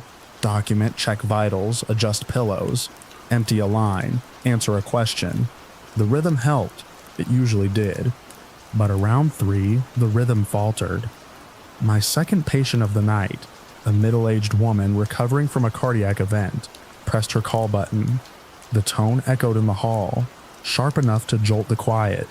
By the time I reached her door, she was sitting bolt upright, staring toward the foot of her bed with a strain in her face I'd never seen before. She told me there was a man standing there, a man in all white, and she insisted he wanted her to leave with him. I checked her chart in my head as I stepped closer. No confusion on admission, no recent changes in medication, vitals stable the previous round. Her eyes followed something I couldn't see, and she kept asking me without looking away why he was waiting for her. She wasn't whispering. Her voice came out trembling but clear, like someone describing a fire outside the window. I approached the foot of the bed. Nothing. I asked if she could describe him. She said he didn't speak, that he only watched her, as though waiting for her to agree to something she didn't understand. I tried to calm her, but her breathing hitched, her hands clenching her sheets hard enough to wrinkle them into tight ridges. I dimmed the overhead light further, thinking maybe it would settle her nerves. Instead, she swallowed hard and whispered that he'd moved when I did, that he kept repositioning himself just outside the light. Her call button went off again. The moment I stepped into the hall, she hit it 3 times in fast succession, each press a short panicked plea. When I went back in, she pointed toward the same spot at the foot of her bed, but now she said it wasn't the man anymore. She said there was a woman standing there instead, a large woman, silent and rigid, as if she'd been rooted in place for hours. She started crying then, not loudly, but with that quiet, breathless panic of someone who feels cornered by something they can't fight. She begged me not to let anyone take her away. She kept repeating that the woman wanted her to follow, that she didn't want to go. I stepped out briefly to get the nurse assigned to her. When the nurse arrived, she didn't look surprised, at least not the way I expected. There was a heaviness in her expression, something that read more like recognition than shock. When she listened to the description, she nodded slowly. Too slowly. Then she told me, in a low voice, that a woman had died in that room weeks earlier.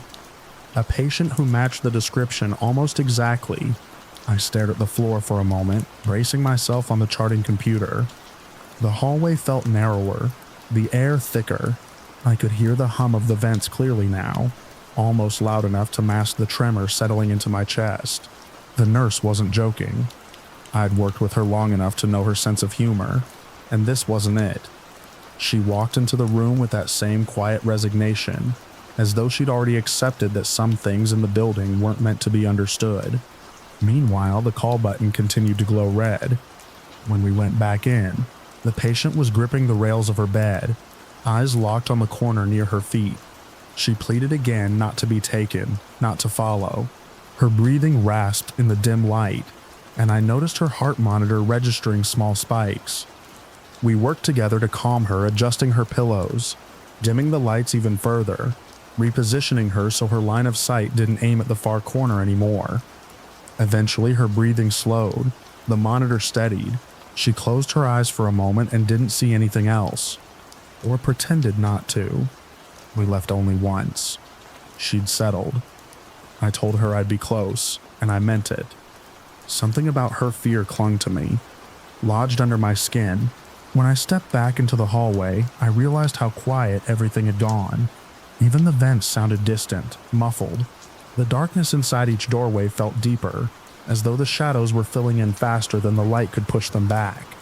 I walked my rounds again, not trusting the stillness, Every doorway felt like a threshold I had to cross with intention, as if moving too quickly or too slowly would let something slip through. The floor creaked behind me once, and I turned immediately, heart leaping into my throat. Nothing there, only a shimmer of movement in my peripheral vision that vanished when I tried to refocus. I tried grounding myself, counting the steps between rooms, the doors, anything that gave the night its shape, but the numbers dissolved in my mind. It was like trying to keep hold of smoke. I checked each patient, each line, each monitor, but the sensation of being watched drifted along behind me, no matter where I moved. The second patient pressed her button again, this time only once, but the timing felt deliberate, like a hand tapping my shoulder. When I entered, she had her knees drawn slightly upward beneath the blankets. Her eyes didn't track me. They tracked the space just over my shoulder. She whispered that they were both standing there now, the man and the woman. She said they weren't speaking, but she could feel them waiting. She looked exhausted, frightened, and so fragile in that moment that I stepped between her and the place she was staring, without thinking. It did nothing, but I felt compelled to try. Her gaze shifted to me then. She begged me again. "Don't let them take me." I reassured her, though my voice had more strain than I intended. I told her she wasn't going anywhere, that she was safe, that we were right there with her. She nodded, eyes hollowing as if she were drifting between the living world and something that pressed too close to its edges. Eventually she lay back, her breathing shallow but rhythmic. I waited until she closed her eyes before stepping out. The nurse caught up with me in the hallway. She asked if the patient had seen anything new. When I nodded, she exhaled slowly, the kind of exhale that carried years of nights she'd never spoken about. She didn't offer explanations. She didn't give advice. She just put a gentle hand on my shoulder, squeezed once, and said she'd keep an eye on things while I finished rounds. The unit stayed quiet for the rest of the hour. Too quiet. The vents felt like they'd slowed. The usual distant beeping of monitors softened as if something were muffling the entire floor. I felt the weight of the building settling into me, into the bones of my arms, into the hollowness near my ribs. The night took on a thickness I can't fully describe. It felt like walking underwater. At some point, I stepped into an empty room to catch my breath. The bed was neatly made, untouched since the last admission. The window reflected only the faint glow of the hallway. I sat on the edge of the bed and rubbed my hands together, trying to shake off the residual cold that had trailed me since my first patient had mentioned the boy. I didn't realize how long I'd been sitting there until the lights flickered once, just a brief pulse, like a blink. And somewhere down the hall, a call button chimed. It wasn't the second patient this time. It was the first. The woman who'd seen the small boy in her washroom at the start of the shift. My chest tightened. I stood, wiped my palms on my scrubs, and made my way toward her room. The hallway stretched ahead of me in a straight line, but I swear the shadows along the far wall deepened with each step. The overhead lights buzzed faintly, a thin, brittle sound. When I reached her doorway, she was sitting upright again, hands shaking slightly on her blanket. She told me she'd seen movement in the bathroom. Not the boy this time, something larger, a shape she couldn't fully describe. She insisted she wasn't dreaming. She told me she hadn't slept at all. I checked the bathroom again, and that same coldness clung to the air. I stood in the doorway, listening to the soft hum of the light, the faint drip of water in one of the sinks down the hall, the quiet breathing behind me. There was no one in the bathroom, no child, no figure, no explanation, but the cold stayed, clinging to the tile like frost. By the time I stepped out, the sky outside the windows had just begun shifting toward morning. Not light yet, only that strange pre-dawn gray that makes everything look like a faded photograph. The nurse walked up beside me and asked if I was all right. I nodded, but the motion felt automatic, like my body was answering before my mind could. The unit began its slow return to life. One monitor beeped. Another patient shuffled in bed. A cart rolled down a distant hallway. The world seemed to restart piece by piece, but I kept replaying the night in my head. Those two patients, clear-minded and frightened in ways that had nothing to do with illness. Their descriptions, their terror, the cold rooms, the silent corners, the matching description of a woman who died right there. I'd come into the shift thinking exhaustion was the greatest threat at 3 in the morning. But by the time the sun rose, I knew better. In that rural hospital, in that chronically understaffed cardiac unit, where life and death hovered close enough to breathe on you, something else lived in the spaces between breaths. I'd felt it trailing behind me in the hallway. I'd seen its imprint in the fear on my patients' faces. I used to tell myself the spiritual world kept its distance unless invited. That night taught me otherwise. I realized the veil between worlds wasn't a curtain you could draw open or closed. It thinned on its own, sometimes slowly, sometimes all at once, and the places closest to death were where it wore through most easily. I walked out of the unit at the end of shift, with the dawn stretching pale across the fields beyond the parking lot. My scrubs felt heavier. The air outside felt warmer, more real. But the memory of those rooms stayed with me. The boy in the washroom, the man in white, the large silent woman, and the way both patients had stared at the same empty space, as if someone had reached across that thinning veil to call their names. I didn't question my beliefs after that night. I didn't rationalize or reduce or explain away. The hospital had shown me something I wasn't supposed to see. Or maybe something I'd been avoiding all along. And the truth settled into me slowly, the way dawn light moves across an empty floor.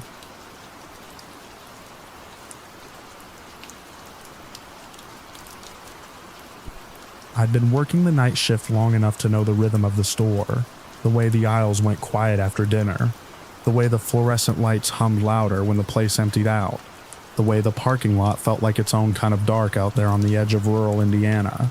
But that evening, just before closing, something in the air felt off. The moment I stepped toward the lobby doors with a cart of returns, it was the kind of feeling you get when someone is watching you, even though you haven't seen them yet. I spotted the customer before he saw me. He was standing half in, half out of the entryway, like he couldn't decide whether to come inside or leave. He was tall but slouched, bundled into a jacket that didn't match the warm weather we'd had that week. When he finally turned toward me, his face cracked into a smile that didn't look natural. He told me he had a special order waiting, something he'd been promised earlier in the day. I didn't know anything about a special order, but I walked him inside anyway, the cart squeaking against the tile as I tried to shake the tension building between my shoulders. He headed straight for the drinks aisle, not just the water or the sports drinks, the full cases of everything. I watched him load his cart with enough to supply a concession stand for a month. Bottled tea, sodas, seltzers, energy drinks, and a surprising amount of alcohol for someone who said he ran vending machines across the county. The explanation didn't match the scale of what he was buying, and the way he kept glancing over at me made me think he was waiting for me to react. I kept my face neutral and just stayed close enough to help without getting pulled into whatever he expected from me. When he checked out, the receipt curled like a ribbon off the register. He asked me, didn't ask so much as insisted that I help him load everything into his vehicle. I'd done that kind of thing for plenty of customers, but something about the firmness in his voice tightened my gut. I told my manager where I was going before we stepped outside. He didn't like it either. He joked, but not really, that if the guy gave me trouble, I should just knock him on his ass because I was bigger. I laughed like it was nothing. I think we both knew I wasn't calm. The parking lot looked empty except for one vehicle, a dark one parked at an angle with its back doors cracked open like a mouth. The moment we got close, two men stepped out. One held a handgun low against his leg. The other carried a double-barreled shotgun like he was just stretching his arms with it. They didn't point the weapons at me, but they didn't hide them either. The customer acted like nothing was strange about any of this. He introduced them only by first names I knew weren't real, then let them circle behind me while I lifted the cases of drinks into the trunk. They asked me questions, quiet, offhand questions that had nothing to do with the store, where I lived, if I had family nearby, whether I usually worked until closing, if I walked to my car alone.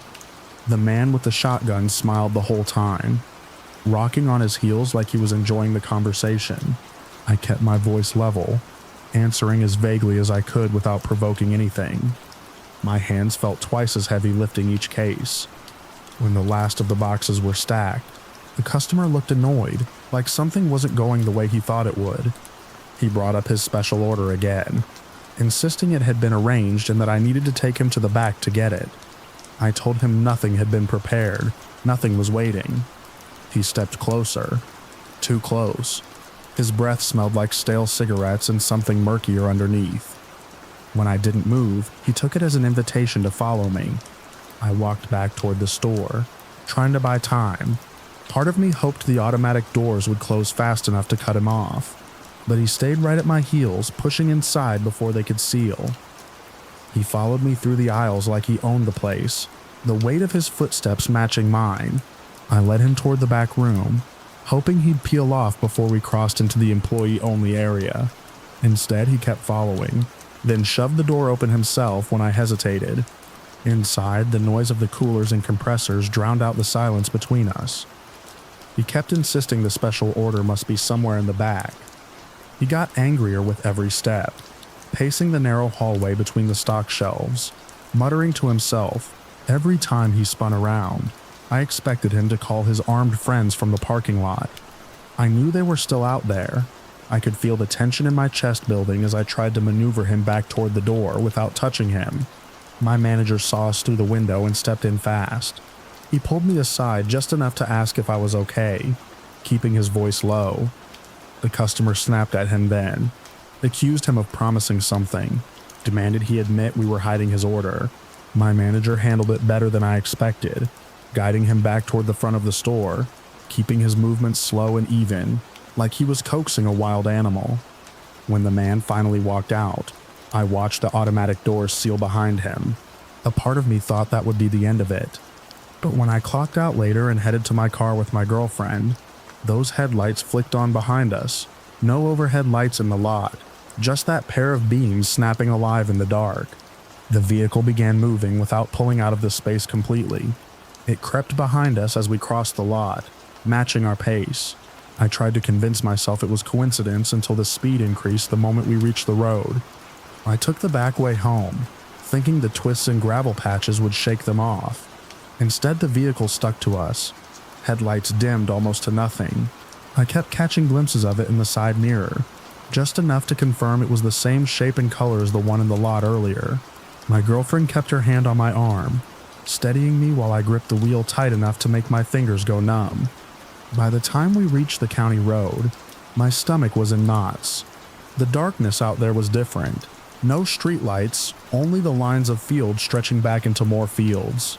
The other vehicle drifted onto the shoulder at times, then pulled back in like they were trying to figure out the best way to approach without spooking us. I sped up. They sped up. Back in town, my manager must have realized something wasn't right. He told me later that when he locked up, he noticed the same vehicle cruising back toward the store, like they were making a loop to cut us off. He called the police before he even got in his own car. I didn't know any of this at the time. All I knew was that when I turned onto the highway, flashing blue lights erupted behind us. The vehicle that had been tailing us slowed, then stopped entirely on the shoulder before the cruiser reached it. The officer stepped out with a hand hovering near his holster, not drawn but ready. He approached the other vehicle while I pulled into a gas station lot across the road. I watched the taillights flicker, watched the silhouette shift behind the tinted windows. For a moment, I thought they might bolt, but they stayed put while the officer signaled for backup. The radio chatter echoed faintly through the quiet night air. Another cruiser arrived, then a third. Several officers surrounded the vehicle, voices firm but controlled.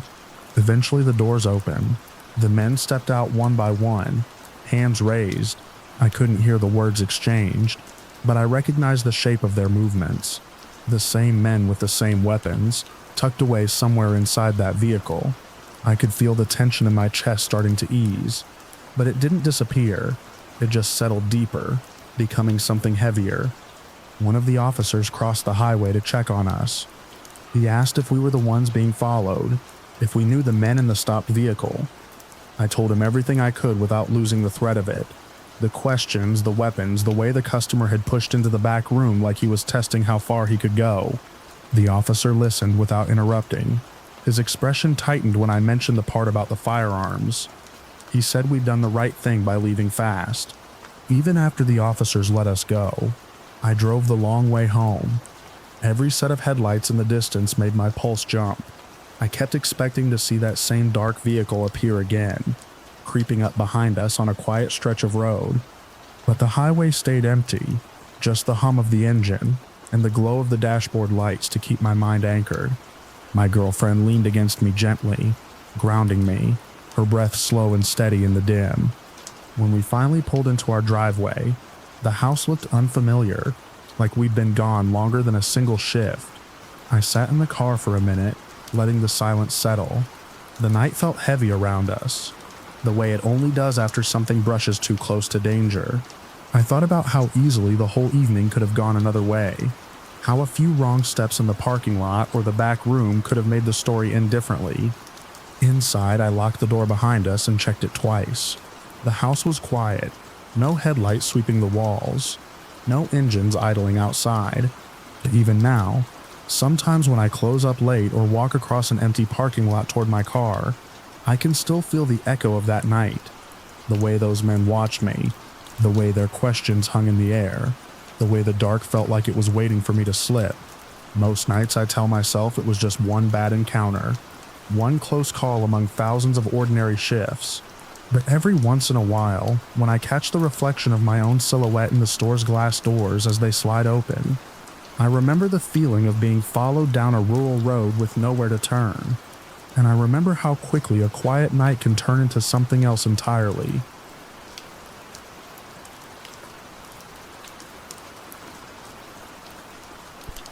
I used to think the overnight shift at the Walmart on the edge of our college town was only dangerous in the ways you'd expect. Icy loading docks, top-heavy pallets, the kind of exhaustion that makes you see things if you let your mind drift. I'd been working there long enough to tune out the building's usual groans, the hum of the fluorescents, the soft ding of the receiving door, the rattle of a road cart. None of it bothered me. But around 1:30 a.m., when the store was at its most hollow, some nights felt different, like the air carried its own intention. I kept my head down, stocked the paper goods aisle, and waited for my break. That was the night the white shapes first drifted through the corner of my vision. They weren't bugs or bits of dust. These things moved with weight, tiny pale forms gliding above the aisles like small birds trying to find a perch. I followed one across the top of the shelving until it vanished behind a hanging sign. When I rounded the corner to get a better look, the space was empty. The sign wasn't even shifting. I tried to laugh it off, but the back of my neck prickled in a way that made it hard to swallow. I headed to the washroom to splash some water on my face. The place was silent except for the soft drone of the vent. As I was drying my hands, I heard the door open behind me and saw a pair of women's shoes step in. Simple flats, dark slacks, the hem of a store vest brushing the tops of the feet. They walked past me toward the row of stalls. The second I turned to apologize for being in the way, I realized no one was there. The footsteps had been real enough to echo, and the stall door I watched swing toward the frame never latched. I pushed it open with 2 fingers. Empty, no movement, no sound except the faint buzz of the fluorescent above me. I left before the vent could shift into some shape I didn't want to hear. Back on the floor, I kept moving, trying to outrun the jitter in my chest. I reminded myself I was a skeptic by default, but the store felt deeper than usual, like the aisles stretched farther than they should. When my break finally came, I grabbed my jacket and walked out to my car. It sat alone under the half-dead parking lot lights. As soon as I unlocked the door, a shadow rose up from the far end of the lot and walked straight toward me. Tall, narrow shoulders, unhurried steps. Each stride made the hair on my arms lift. By the time it reached my bumper, it folded into itself and vanished in a way that left the air looking bruised where it had been. I sat inside the car with my hands on the wheel until the metal stopped vibrating under me. I should have gone home, but leaving would have meant explaining why, and I didn't have the words. I made myself go back inside. The building felt heavier now, like the whole place had been dipped in warm syrup. I went back to stocking, focusing on the cardboard, the plastic wrap, the squeak of my cart. I bent to pick up a case of paper towels when something grabbed a fistful of my hair and yanked hard enough to bolt pain across my scalp. I spun around with my hand up, expecting a coworker messing around. Nothing was there, only the cart, the pallet, the harsh aisle light cutting a clean line across the floor. My scalp throbbed where the fingers had been. I felt them even after they were gone. I clocked out of that aisle fast and headed for the break room to cool off. The room smelled like old coffee and microwave noodles. I sat for a few minutes rubbing the back of my head, trying to regulate my breathing. When the noise in my chest settled a little, I went back out to my car. I told myself I'd just sit there with the heater on before finishing my shift. I barely had time to shut the door before a hot breath pushed straight into my left ear from the back seat. Not a breeze. Breath. Warm, damp, deliberate. I froze so hard my ribs hurt. I didn't turn around. I couldn't risk seeing a shape in the mirror. I opened the door with my eyes forward and stepped out into the cold air. The parking lot lights flickered and the wind scraped across the asphalt, carrying nothing but grit. I opened the back door. Empty. The seats looked undisturbed, but the air still held the warmth of someone leaning close. I stayed outside the car until my skin started to burn from the cold, then went back inside the store because standing out there alone suddenly seemed worse.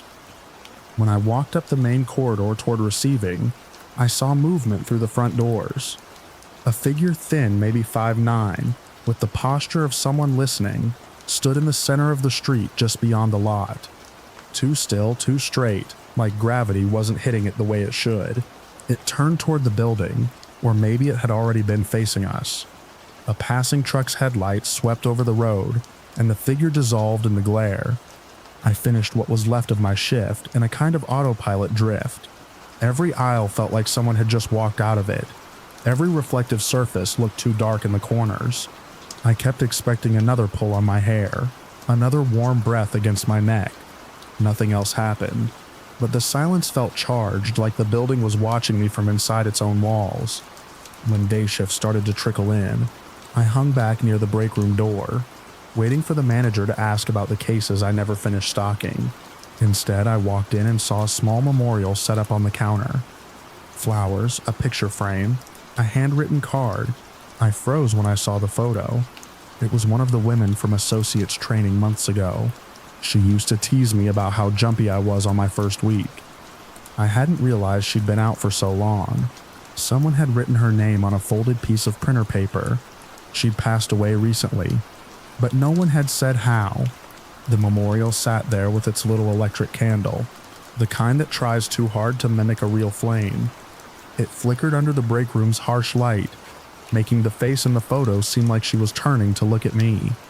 My scalp tingled where the pain had bloomed earlier. I stood there long enough for the room to feel too small. I clocked out without speaking to anyone. The sun was rising, but it didn't warm anything. The air outside felt the same as it had in the store charged, like someone had stepped out of sight only a moment before. I walked across the lot, past my car, past the place where the shadow had vanished, and didn't stop until the store was a shape behind me, instead of a presence beside me. I didn't have a name for what followed me through that shift, but the memorial gave me the closest thing to an answer I was ever going to get.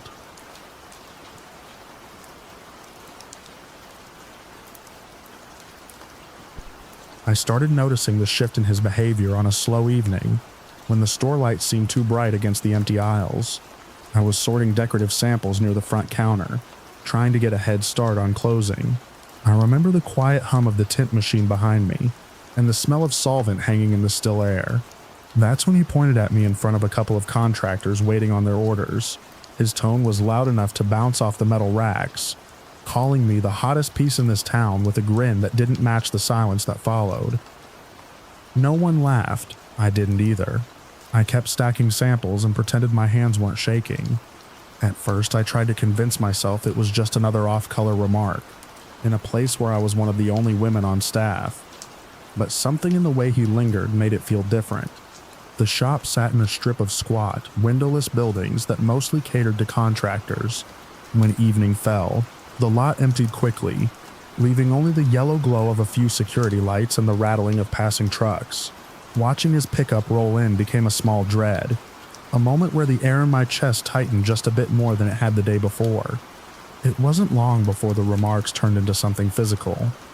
One night, as I was checking inventory behind the main counter, I felt a shadow move where it shouldn't have. Then he stepped in behind the counter like it was nothing. He stood too close, yelling over me about some order he claimed was wrong, the edge of his jacket brushing my arm each time he shifted. I remember the way the floor mat curled under my shoe when I tried to step back, how I had to angle my shoulder just to slip around him. Even after he walked out, my pulse stayed high, like the adrenaline didn't know the threat was gone. I told my manager the next morning. We talked at the mixing station, voices low so the early regulars wouldn't overhear. Together we made a plan. If his truck pulled in, I would slip through the back hall and wait in the warehouse until he left. It felt extreme, but the relief of having any kind of plan outweighed the embarrassment. The warehouse stayed cold even in summer, the concrete floor holding a chill that crept through my shoes. I'd stand between towering pallets of paint buckets and breathe in the familiar chemical smell, listening for footsteps and for the beep of the front door chime. But plans only work when they stay hidden. One evening, close to closing, I heard the chime and stepped quickly into the warehouse. The pale light above flickered, humming faintly. I pressed myself behind a stack of unopened stock and listened. His voice carried easily through the cinder block wall. I waited for him to finish whatever he needed and leave. Then the warehouse door creaked. He stepped inside before I could move. He spotted me almost instantly. There was no shock on his face, only a slow smile that drained the strength from my legs. He looked me over, head tilted like he was evaluating something, and he called me prey. The word hit harder than the tone. It sounded practiced, like he'd been waiting to use it. I couldn't think of anything to say. My back met the cold metal of the shelving, and the only thing keeping me steady was the edge digging into my spine. After he finally left the warehouse, I stayed frozen until the air didn't feel so tight. I told myself we could make the plan stricter. We could shift things around, but the fear clung longer each time, settling into the walk from the front counter to the back hall, into the quick glance toward the parking lot each time headlights swung across our windows. A few weeks later, as the days got shorter and the evening haze settled over the lot, he came in just before we locked the doors. The assistant manager had already stepped out to take a call, and the store felt hollow with just the two of us moving through it. He walked straight toward me, insisting there was a problem with his order. He blamed a mistake I couldn't see, speaking with this insistent certainty that made it hard to breathe. Then he leaned in close, lowering his voice just enough to make each word land heavier. He said he wouldn't come back if I didn't fix it right then. There was no one else around, no passing truck noise, no footsteps in the hall, just him and the way he blocked the exit with his body. I reached for the phone. I lifted it to my ear like I was calling in a routine update. I kept my voice steady, talking about stock numbers that didn't matter, careful to sound casual enough that he wouldn't realize the call wasn't real. I kept my eyes on the countertop, hoping my manager was near enough to hear the strain in my tone. Every second stretched thin. He hovered inches away, watching my hand wrapped around the receiver as if waiting for me to slip. I don't know how long it took, but then I heard footsteps rushing from the back office. My manager stepped in with a firm, even tone, telling him the issue would be handled first thing in the morning. No confrontation, no drama, just a direct statement that cut through the tension like a clean line. The man hesitated, then walked out, leaving a trail of cold air in his wake. I placed the phone down only after the door clicked shut. After that night, I kept replaying the moment where the warehouse door opened, the moment he angled himself between me and the only exit, the moment he realized I had nowhere else to go. The store felt different for a long time afterward. Even the hum of the overhead lights seemed louder, sharper, stretching through the aisles at the end of each slow shift. Months later, he came back, but not the way I expected. The lot was wet from a light rain, and the sky had that hazy, dull blue that made every reflection look smeared. He walked in slower than usual, hands tucked into his pockets, He didn't come behind the counter, he didn't get close. He only muttered an apology about how his behavior hadn't been Christian-like. He waited, as if expecting something from me.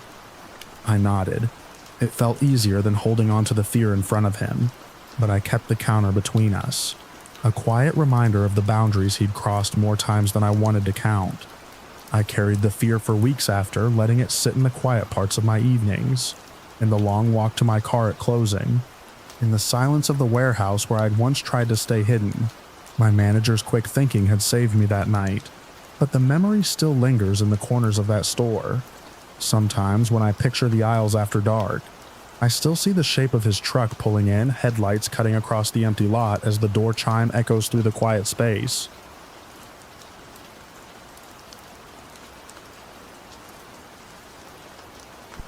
I used to think night shifts were the safest part of working at a small auditorium outside Detroit.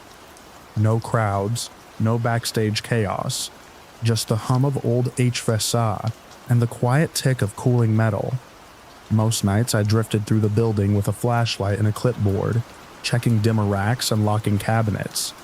It felt like the place exhaled when everyone else went home. I liked that. I liked the stillness. The night everything changed started with something so small I almost convinced myself I imagined it. I was doing a routine sound check alone, the kind I'd done 100 times. I had the digital console lit up like a little city, each channel strip glowing its own shade of low green. The orchestra pit inputs were always dead at night. No one used that subterranean room anymore. The door to the stairs stayed locked. The space was cleared out years ago. But that night, all 12 input meters jumped at once, and not a pop or a flicker. Every bar rose into steady interference. It was a clean pattern too, even to be a cable fault. Too constant to be airborne noise. Just 12 perfect pulsing lines that shouldn't have existed. I remember leaning in as if I'd get an answer by staring harder. My fingers hovered above the faders, and the whole booth felt smaller than it should have. It went on long enough for my brain to scramble for an explanation. And then it just stopped.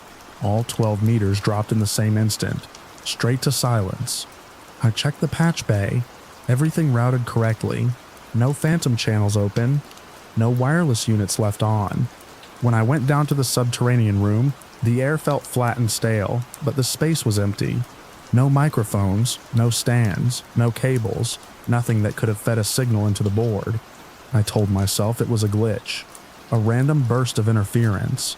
Old gear did weird things sometimes. I almost believed it. The next night, Johnny and Rick were with me for the lockup ritual. That was just our word for sweeping the place, turning off work lights and calling out every door as we sealed it.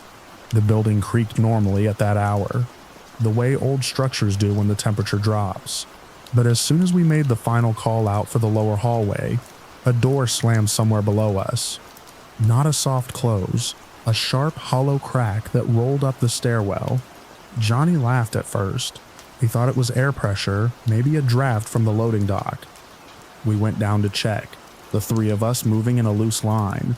The stairwell smelled faintly of paint, the kind that never quite goes away after renovations. Halfway down, the handle of the maintenance closet twitched.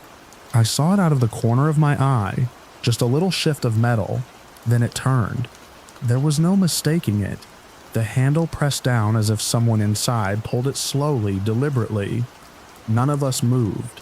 I felt the steps pressing back through the soles of my shoes, like the whole staircase leaned a fraction toward the door. Rick whispered that it might be a pressure thing, but his voice had that tight, thin edge that comes from trying not to panic. He reached for the handle. Before he touched it, the door snapped back into place with a dull metallic click and stayed still. We swung it open. Empty. Just a mop bucket, a couple of folded ladders, and the stale smell of detergent.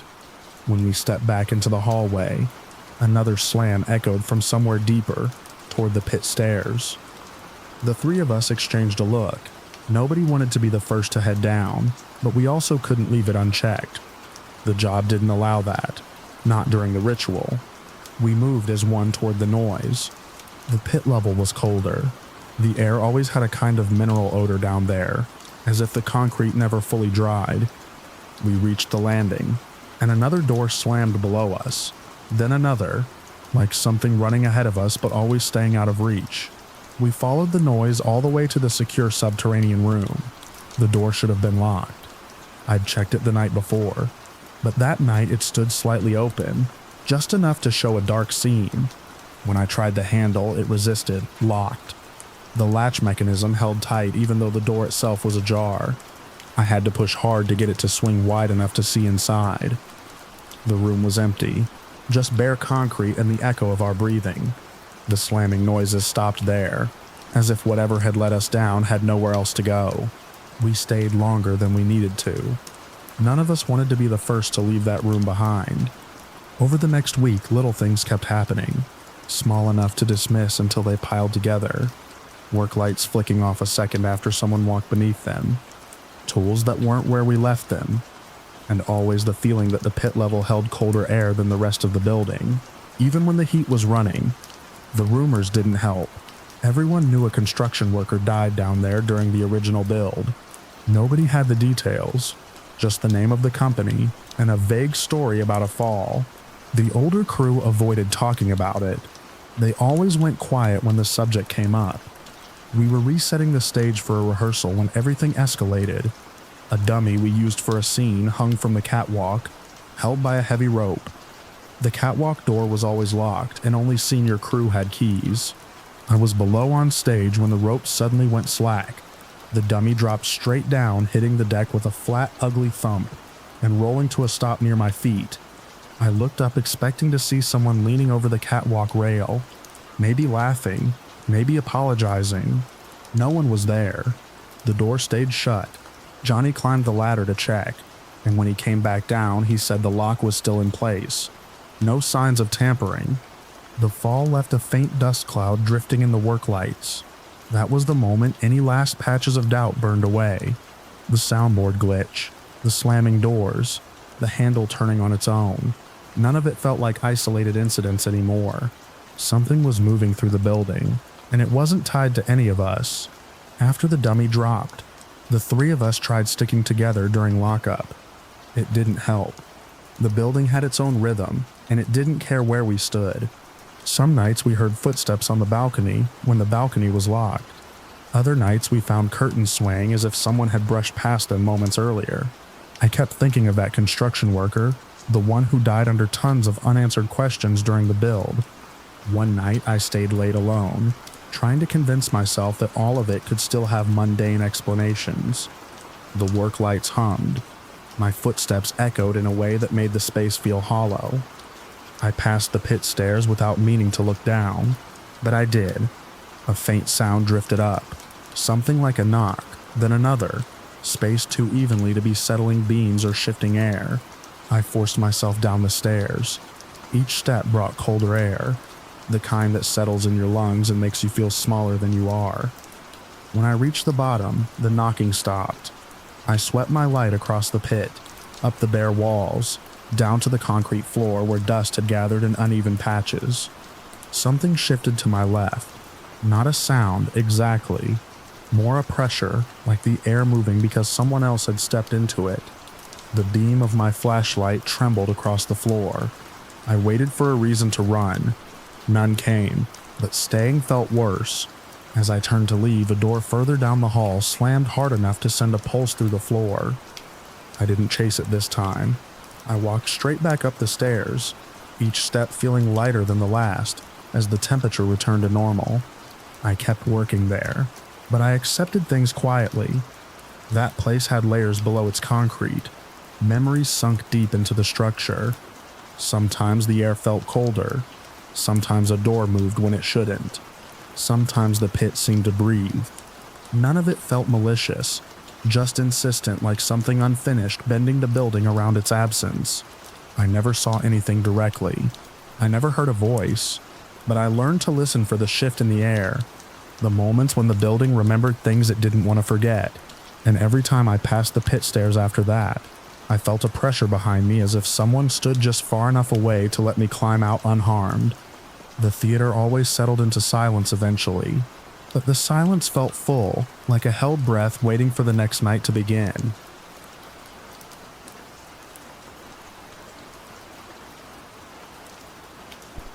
I always thought the quietest part of the closing shift was the walk from the back prep station to the front door. The highway outside would dull to a low, steady wash, and the woods behind the dumpster would blend into one dark shape in the windows. Most nights it felt like the building itself was finally exhaling after the dinner rush. But that night, the building didn't feel empty. It felt watchful. I remember shutting down the fryer station and wiping my hands on my apron as I headed toward the front to set the alarm. I wasn't thinking about anything except getting home and finishing an assignment due the next morning. The air vents had just kicked off, and the whole place went still. My feet sounded too loud on the tiles. I took 3 more steps before I heard it. Footsteps behind me. Close. Overlapping mine like someone trying to match my pace. I froze midway between the soda machine and the front counter. The sound stopped too. I turned around expecting Mark to be there. He had gone out to toss the last trash bag, but for a second I thought maybe he'd circled back. The space behind me was empty, just the prep tables and the glow of the heat lamps reflecting off the metal. I listened hard, holding my breath, but all I heard was the compressor in the freezer kicking on. I almost convinced myself the sound had been my imagination, just nerves from closing alone. I kept moving toward the front, but each step felt heavier. I reached the alarm panel, punched in the code, and waited for the confirmation beep. Instead, the panel gave that long denial tone, like I had left something open. I cursed under my breath and turned to walk the line again, checking every door and latch. Everything looked shut. Everything looked normal. But the panel wouldn't arm. The last door I checked was the women's washroom. Single occupancy. Motion-activated light. The door was locked from the inside and the light was on. I knocked once hard. No answer. I knocked again. Nothing. The light stayed solid, no flicker. I radioed Mark. Told him someone might have slipped in before we closed. He jogged back in from behind the store, cheeks red from the cold. He asked if I needed help, so I told him to listen. We both stood by the door. No movement. No shuffling. No water running. Just the still hum of the building. Mark said he'd go grab the spare key. I waited. One hand on the knob, bracing myself for a pissed-off customer or maybe a drunk who had fallen asleep inside. When he came back, he slipped the key in, turned it, and pushed the door open fast. The lights were on. The room was empty. The sink was dry. The toilet lit up. Everything exactly where it should have been. No sign anyone had been in there. I waved my hand near the doorway to test the motion sensor. The light flicked, then shut off entirely. It had been on long before we opened the door. That meant something had triggered it. Something had stayed still long enough for us to knock twice and for Mark to go fetch the key. I didn't like how quiet he got while we stared at that empty space. We locked the door from the outside, killed the lights, and walked back out without saying anything. At the time, I told myself it was a glitch, a bad sensor, something mechanical, anything but the other explanation, the one that had already been pacing behind me minutes earlier. I tried the alarm again, and this time it armed. We stepped outside into the sharp early morning air, locked the doors, and split off to our cars. I remember thinking if I drove home fast enough, I could outrun the weird feeling crawling up my spine. A month passed. The whole incident turned into a story I only told once, and only to Corey, who laughed and said the building had been doing weird things long before either of us worked there. Even then, I didn't believe him. Not really. Then Cynthia got hit. That night felt heavier from the start. I was assistant manager for the close, and the others were already tired. A light rain had started tapping the drive-through windows, and the woods behind the store looked wet and darker than usual. We had just locked the lobby doors, and everyone was cleaning stations to get out on time. Cynthia went to restock the washrooms before we shut everything down. I heard her scream before I heard the crash of the mop bucket she knocked over. It was a sharp, terrified sound, one that didn't match anything I'd ever heard from her. I sprinted down the hall, slipping a little on the wet tiles. She was standing outside the women's washroom, pressing her hand to the small of her back, trying not to cry. She kept saying something hit her, something cold, something solid. Mark was already there and helped her sit on a crate. When she moved her hand, we saw a faint print spreading across her skin. Not a bruise yet, just a red outline, like fingers pressing hard enough to sting. She kept insisting she hadn't slipped, that something had pushed her, not grabbed her, hit her. I didn't know what to say. It was the kind of claim that hung in the air like smoke, heavy and impossible to ignore. I left Mark with her and went straight to the office. If someone was in the building, some intruder, some creep, we had to know. The camera feed came up in a grid. I rewound the hallway footage. I watched Cynthia step out with the mop handle. I watched her pause like she heard something behind her. Then her body pitched forward as if something struck her between the shoulders. A dark blur, low contrast and almost transparent, swept past her. Not solid, not shaped fully, but moving with intention. And then an orb, small, pale, drifting, slipped out of the washroom like it was following in its wake. I scrubbed the footage forward and back. So many times the button started sticking. Every replay made the hair rise along my arms. I kept expecting to see a person, an animal, something mundane, hiding in the pixels, but the shape was wrong. It didn't walk. It didn't cast a clean shadow. It wasn't anything I had a word for. I showed the feed to the others. No one talked for a while after that. We triggered the alarm on purpose. When the system went into alert, corporate protocol said a patrol officer had to come check the building. He arrived 10 minutes later, stepping inside with one hand on his holster, scanning the corners like he expected someone to jump out. We walked the hallway with him, then every storage room, every freezer, every booth, even the roof hatch, nothing. The building was empty. When he finished the sweep, he paused at the end of the hall and looked at the women's washroom door. He said he didn't like the feeling in that part of the store. He didn't elaborate, he didn't have to. After he left, we all tried to calm down enough to finish closing. The rain outside had turned steady and loud, drumming against the windows like someone tapping to be let in. I kept glancing at the security feeds, half hoping nothing else would move. It didn't stay quiet. When I went up front again to reset the alarm, I forced myself not to look behind me.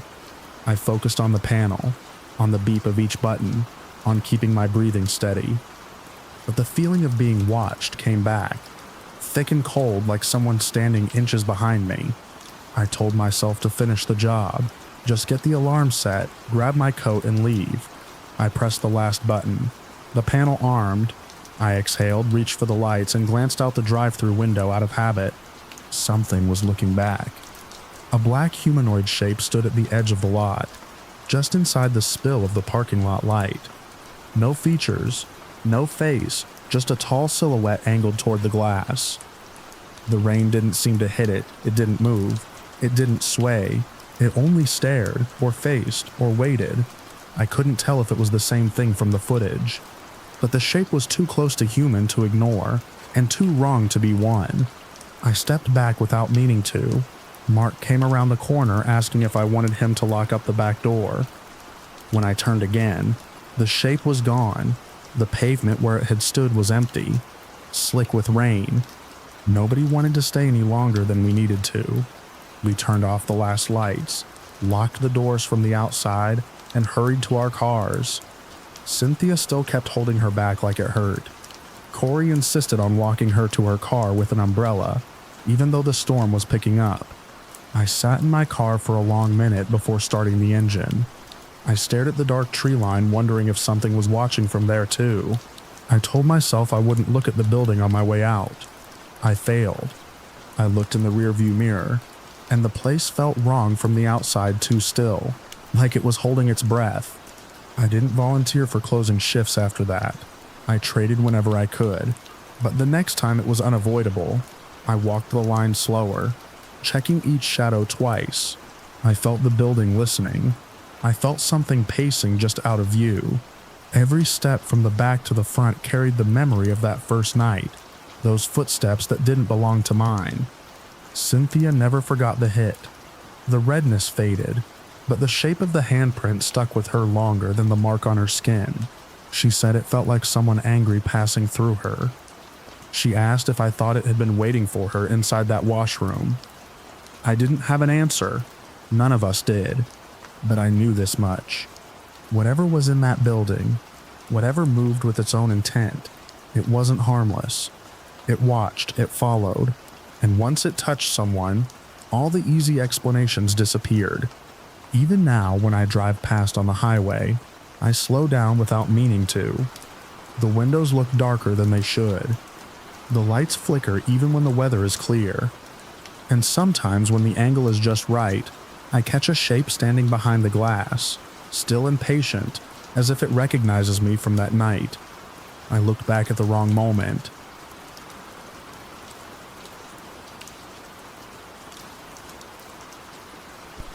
The night the storm boxed me in above the Sierras, I was already halfway numb from the cold and from the kind of fatigue that settles in after too many emergency calls. I remember brushing the ice off my gloves and telling myself the job would be quick. Just a no-start generator at a remote winter cabin an hour past the plowed road. That was before the wind died in an instant, and the whole forest seemed to fold inward around me.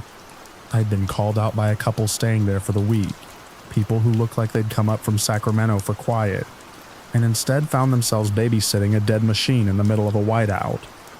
They'd waved me into the garage, thanked me, and hurried back inside to keep the heat from leaking out. That left me alone with the generator, the old diesel model with software that always froze during updates. I'd seen 1,000 like it. Nothing about the work felt strange. Not then. While the update crawled, I leaned against the housing, trying to get my fingers warm without letting my gloves touch the exhaust shield. The storm had been screaming for hours, rattling the tin siding and sweeping loose powder against my boots. But the moment the progress bar hit halfway, the sound died. Not faded, not eased, stopped. I'd heard sudden silences before, mountain storms will do that, but never one that felt arranged. I stood there listening for anything. A branch falling, snow shifting, even my own breath echoing off the rafters. Nothing reached me. The silence wasn't peaceful. It felt like something had stepped into the world and everything else stepped back. My first bad feeling came from the tree line beyond the garage. The sodium perimeter lights were off because the generator was still dead, but the moon behind the storm clouds cast just enough to outline movement, dark shapes sliding between the pines. They moved in a low, cautious way, the kind of deliberate pacing I'd only ever seen in coyotes watching for weakness. But these shapes weren't animals.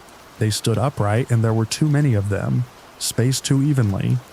I stepped back toward the garage door without meaning to, one hand on my radio, the other still gloved around a wrench. The air had gone thin, like the pressure dropped. My ears buzzed. The update finished with a soft chime that made me jump. I turned the key. The generator coughed once, then roared to life. The transfer switch clicked, and the moment the sodium lights slammed on, the world outside split open. The shapes recoiled as if the light hit them like heat. For an instant, I thought I was watching clothing blow apart in the gust, but there was no wind now. Their clothes, those odd, old-fashioned outfits that looked homemade, seemed to tear from their bodies as if burned from the inside. The fabric curled away from them in long, brittle strips that caught the snow and vanished. Then their skin began to blister and blacken under the glare, peeling back in slow, horrible sheets. Not wet, not gory, more like paper held too close to a flame. They screamed, every last one of them.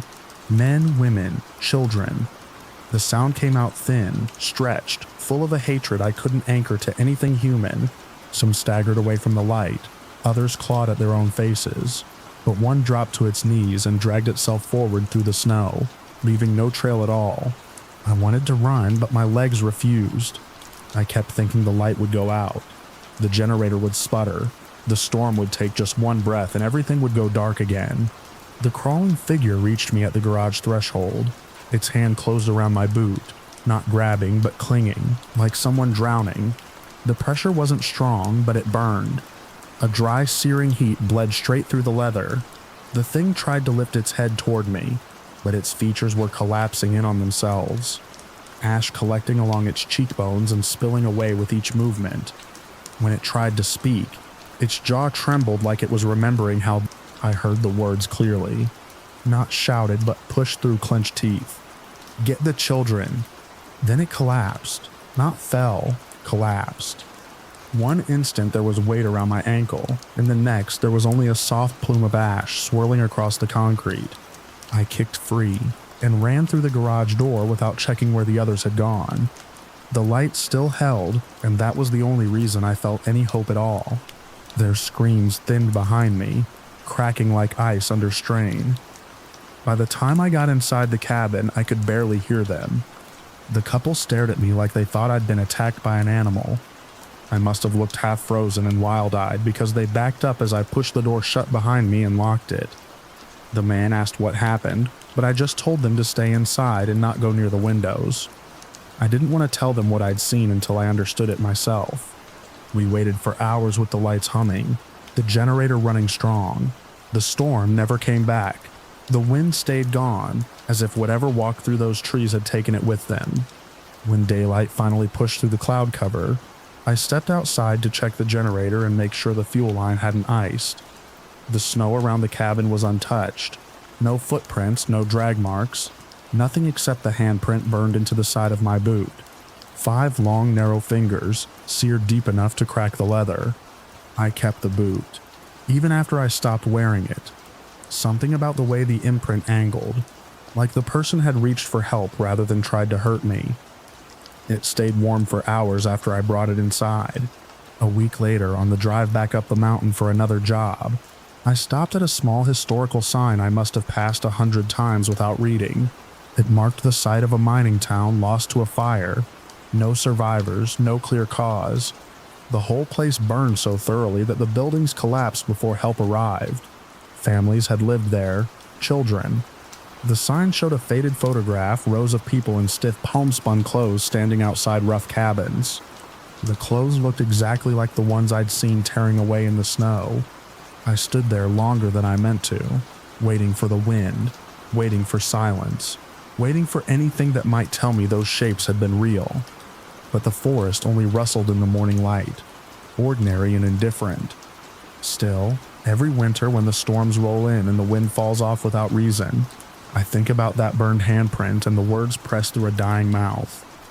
I think about the way the figures broke under the light, and the places where old towns vanish, but something remains just long enough to be seen. And sometimes when the generator hums to life on a remote call after dark, I hear a faint echo in the distance, thin and brittle, like a warning carried too far to save anyone.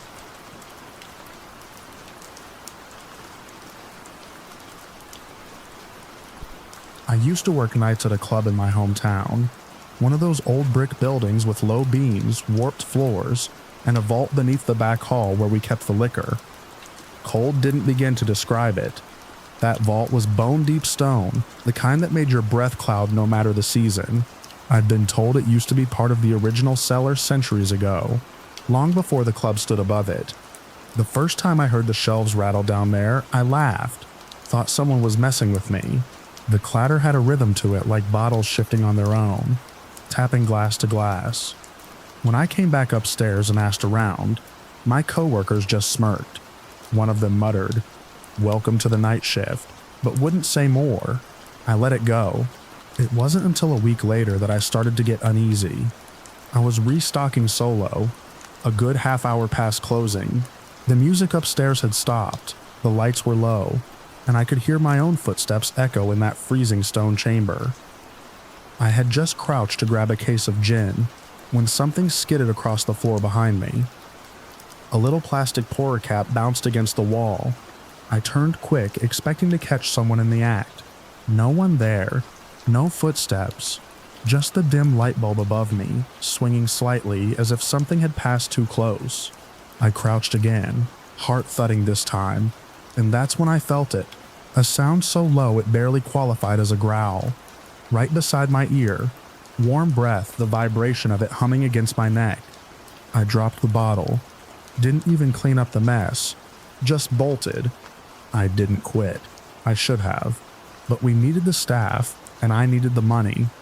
Every night I told myself I'd imagined it. Every night I volunteered to take someone with me to the vault. And every night the others found reasons not to go. Eventually I asked the guy who'd worked there the longest. He didn't laugh. He told me the rattling wasn't a prank. And he wasn't the only one who'd heard worse. People had seen shadows where there should be none, felt cold hands near their ankles, caught whispers that didn't fit any human mouth. A couple of bartenders had quit mid-shift after spending time down there. One girl locked herself in the staff bathroom and wouldn't come out for hours. Our boss, after too many people walked, finally gave up on storing stock in the vault. We moved most of it to a cramped room upstairs, even though it meant more work for us. He tried to have the vault sealed, but the foundation wouldn't allow it. Instead, he installed a heavy door and a motion-triggered light, said it was just for emergencies. So of course I had to go back in. It was my last week, and I was closing solo on a dead Tuesday. One of the taps had run dry, and the only spare keg was still down there. I told myself it'd be fast, just in and out. I didn't even bring my phone, just the club keys and a little LED flashlight on my belt. The moment I stepped inside, I knew something was off. The motion light didn't flicker on. It should have. I waved my arms. Nothing. The vault swallowed the flashlight beam, the walls sucking in the light so it barely reached the floor. I took maybe 5 steps when I heard the breath again. Behind me, a drawn-out inhale as though someone were right there, inches from my neck. The air shifted. It felt like the cold had turned conscious. I spun, shining the torch wildly. The beam caught on nothing but the jagged wall stones and empty racks. But I could hear it still, breathing slow and steady, just beyond the reach of the light. My pulse hammered so hard I could feel it in my teeth. I backed toward the entrance, keeping the light in front of me. Then something slammed into my shoulder from behind. I hit the ground hard. My flashlight skittered across the stone, landed face down, and the vault went black. Before I could scramble up, I felt a grip around my ankle. Not fingers, not hands, just pressure, tight, bruising pressure, and a sudden jerk that dragged me a good foot across the floor. I kicked hard, boots scraping against stone, and whatever held me slipped. I crawled toward the flashlight, grabbed it, and pointed it toward my feet. Nothing there, just my own pant leg twisted, my sock pulled down, and red marks already blooming on my skin. I didn't go back after that. Called in the next morning and told them I was done. Didn't care about the pay cut or the notice period. The boss didn't argue. Last I heard, they sealed the vault door shut from the outside and poured concrete over the threshold. The club still stands, but nobody talks about what's under it. Every time I walk past it now, I feel that same breath at my neck, like it followed me up the stairs and never really left.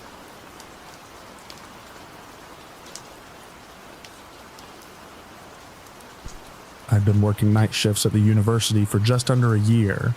My vision condition made daytime unbearable, an inherited photophobia that made harsh light feel like razor wire across my eyes. So I worked when it was dark, the lab's empty, the halls hollow, and every sound seemed too close. The building I was assigned to most often was one of the older ones, originally part of the computer science department, though by now it was mostly a hodgepodge of underused rooms, storage areas, and half-abandoned research spaces. The first time I noticed her, I didn't think anything of it. I was walking the west corridor, heading toward the electrical room to reset a breaker. I caught movement in my peripheral vision, a figure slipping into one of the labs. It was quick, barely more than a flicker, but enough for my body to tense. I turned, expecting to see a grad student who'd stayed too late or someone who didn't belong there. The hallway was empty. The door to Lab 3C was closed. No sound, no light inside. I told myself it was just my eyes again. My periphery has always been weird. Overcompensates for the central blind spots. Shadows stretch and move when they shouldn't. I finished my rounds and tried not to dwell on it, but it kept happening. Always just at the edge of vision. A woman in white or beige, sometimes holding something up near her face, and always gone when I turned. After the 3rd or 4th time, I mentioned it to Casey, one of the grad students who worked overnight in the systems archive 2 floors down. She laughed at first, thought I was messing with her. Then one night she texted me, "Did you just come out of the old graphics lab? Looked like you. Weird perfume smell too. Smoky." I hadn't been near that part of the building, that shift. We went together. The room was empty, but it smelled like stale cigarette smoke and something older like scorched plastic and dust. On the floor near the back wall was a cigarette, still fresh red lipstick print on the filter. Neither of us smoked. We kept it, put it in a small evidence bag, mostly as a joke. A week later, we found another, this time outside the old faculty office at the end of the hall, where they'd stored discarded electronics and broken lab equipment. The smoke had returned, stronger this time, as though someone had been standing there puffing only seconds before. Inside, the office was worse than I remembered. Shelves toppled, cables hanging like vines, busted monitors and crumbling papers. Under a desk buried in wire and yellowed circuit boards, I found something that shouldn't have been there, a phone. Not just old obsolete, pre-touchscreen, cracked screen, no battery cover, dead. It smelled like smoke too. The whole thing was warm in my hand, even though the room had no power, and it was 30 degrees inside. I took it home. Charged it the next night using a universal cable. I didn't expect anything, but when it powered up, the screen glowed faintly and one file sat in the gallery. One photo. It was blurry but unmistakable. A woman in a lab coat, smiling, arms around a man in a facility maintenance uniform. The background was this building. Same halls, same flickering lights. The man looked like me. Not exactly, but enough to make my chest tighten. Same build. Same haircut I had when I started here. Same crooked nose. I didn't tell Casey about the photo at first. I didn't know how to bring it up, but things got worse. One night, we both heard it loud, ragged screaming, echoing from the upper floor. It didn't sound real, almost like it was trapped between frequencies. We followed it up the stairs through the cold halls and stopped outside a secured records room. The screen cut off like a wire had been yanked. We forced the door open. Inside, nothing, but in the dust, a new cigarette burned slowly on the floor, lipstick red against the ash. The final time I saw her, it wasn't in my periphery, it was head on. I was doing a last sweep before clock out, walking past the old graphics lab. The door was cracked open. Inside, under the single functioning light, she stood, long coat, black hair, pale, smoking. The cigarette glowed red between her fingers. She looked up at me. I blinked. She was gone. The cigarette dropped, still burning. I didn't move. I just stared at the smoke curling up like a question mark. That's when I knew it had to end. Came back that night with the phone. Left it in the debris of the old faculty office, right where I found it. I didn't check it again. I didn't want to know if the photo had changed. Since then, no more cigarettes, no more glimpses. Even Casey said she hasn't smelled the smoke or seen anything since. Whatever it was, whoever she was, I think she was looking for someone. Maybe she thought I was him. Maybe the phone was hers. Maybe she was never really gone from this place until it was returned.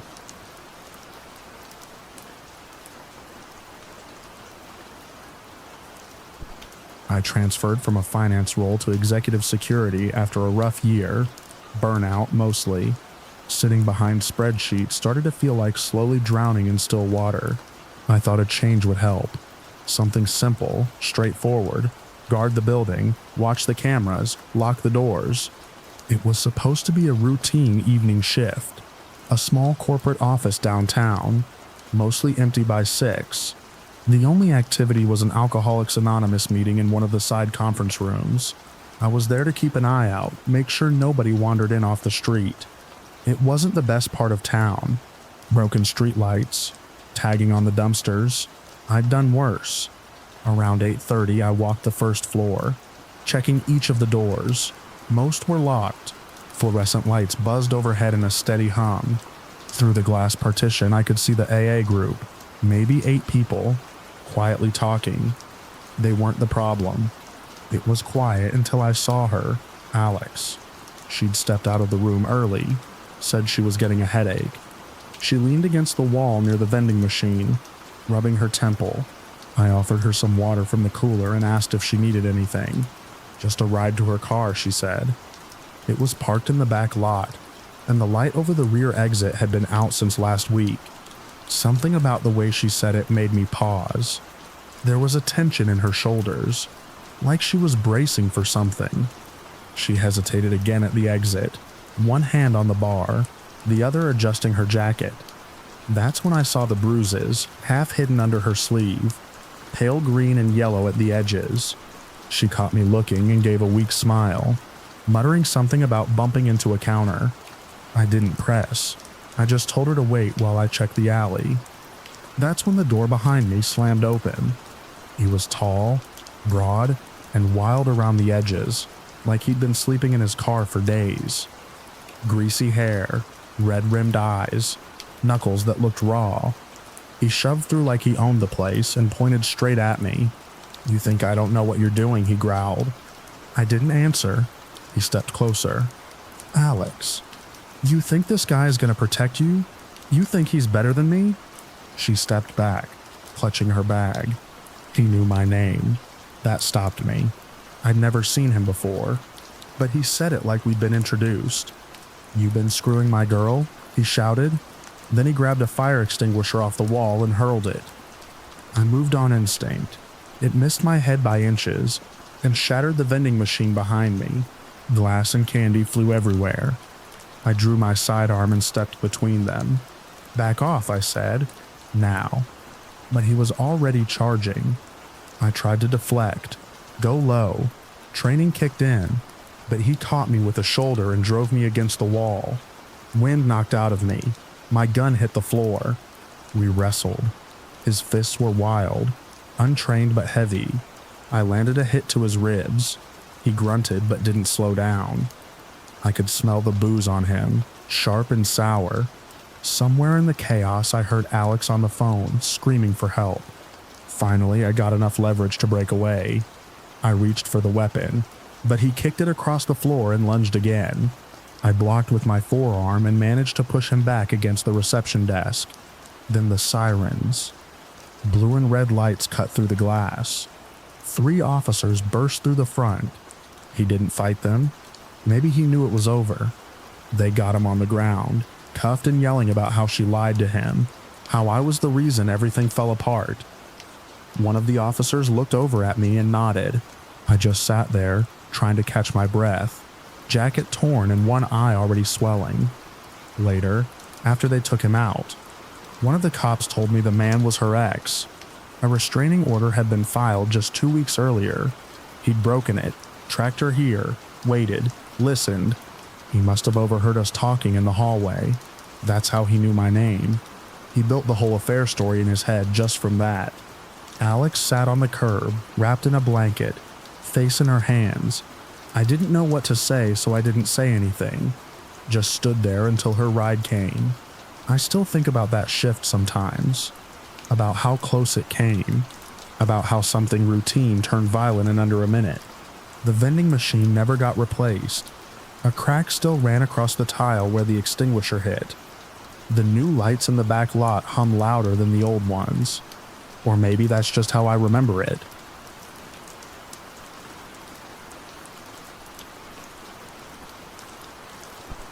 It was a Wednesday when my manager told me they had to cut my hours. The store wasn't hitting its sales goals, and I was the newest hire, low on the totem pole. I didn't argue. I needed the job, even if that meant being stuck on the closing shift. Alone. We closed at 10 p.m., but I was usually out by 10:30, sometimes later if the floor was especially greasy or the fryer was acting up. The sandwich shop sat in a strip next to a liquor store and a nail salon, both of which closed by 8. After that, the whole plaza felt like a ghost town. The lot lights flickered like they hadn't been replaced in years, and the buzz of the freezer in the back was the only real sound after the sun went down. That night started normal enough. A few drive-through orders, 2 dine-ins, nothing unusual. Around 9:45, I locked the front doors. The open sign stayed lit, but no one could come in. I wiped down the counters, dumped the grease traps, started mopping near the kitchen. The place reeked of fryer oil and pickle brine. At 9:57, I heard the chime. That damn front doorbell. High, cheerful, unmistakable. I froze mid-swipe, mop handle gripped tight in my fist. I wasn't near the counter. No one was supposed to be able to open that door. I left the mop leaning against the soda machine and walked slowly to the front, trying to peer past the corner. The dining room was empty. No customers, no cars out front. The door was still shut, locked. I checked it twice. Still, I couldn't shake the feeling that someone had gotten in. I did a slow walk through the dining room, glancing at each booth. Nothing. Then, as I circled to the back tables, those tucked near the restrooms, half hidden from the counter, I saw him. A man sat hunched at the corner booth. His clothes were filthy. Mud smeared up both pant legs, dried in clumps on the sleeves of his coat. His hair hung in wet, matted strings over his face. His hands rested flat on the table like he was waiting for something. But he hadn't made a sound. I didn't scream. I backed up a step, then another. I knew I'd locked the door. I knew the dining room had been empty. The air in the store shifted, colder, like someone had left the freezer open. I grabbed the mop and held it like a spear. It was stupid, I know, but it was the only thing within reach that felt like a weapon. I moved toward him cautiously and asked if he needed help. He didn't move, just stared straight ahead like he was in some kind of trance. His eyes didn't even flick toward me.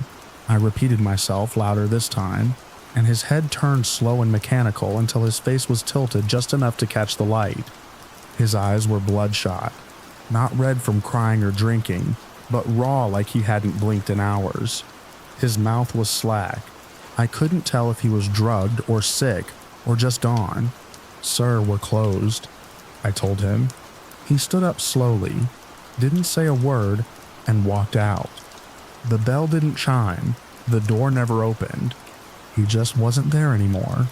I ran to the front, heart pounding so hard it made my vision pulse.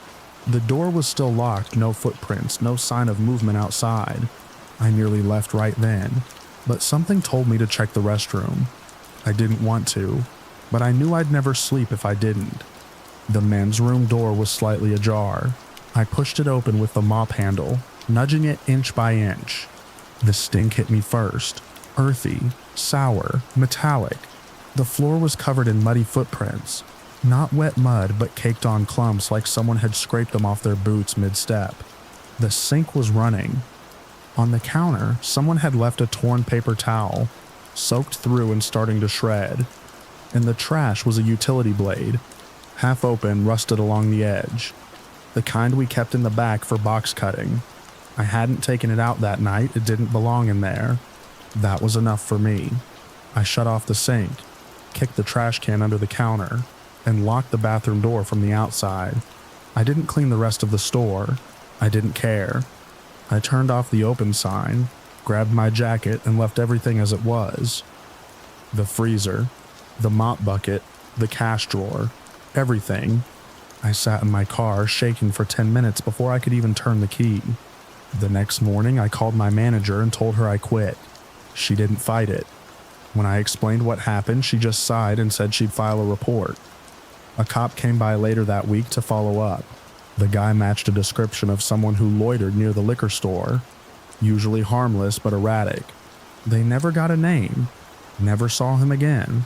Sometimes I still wonder if I imagined him, if the stress, the exhaustion, the isolation got to me. But that muddy blade in the trash can, that was real, and I haven't worked a night shift since.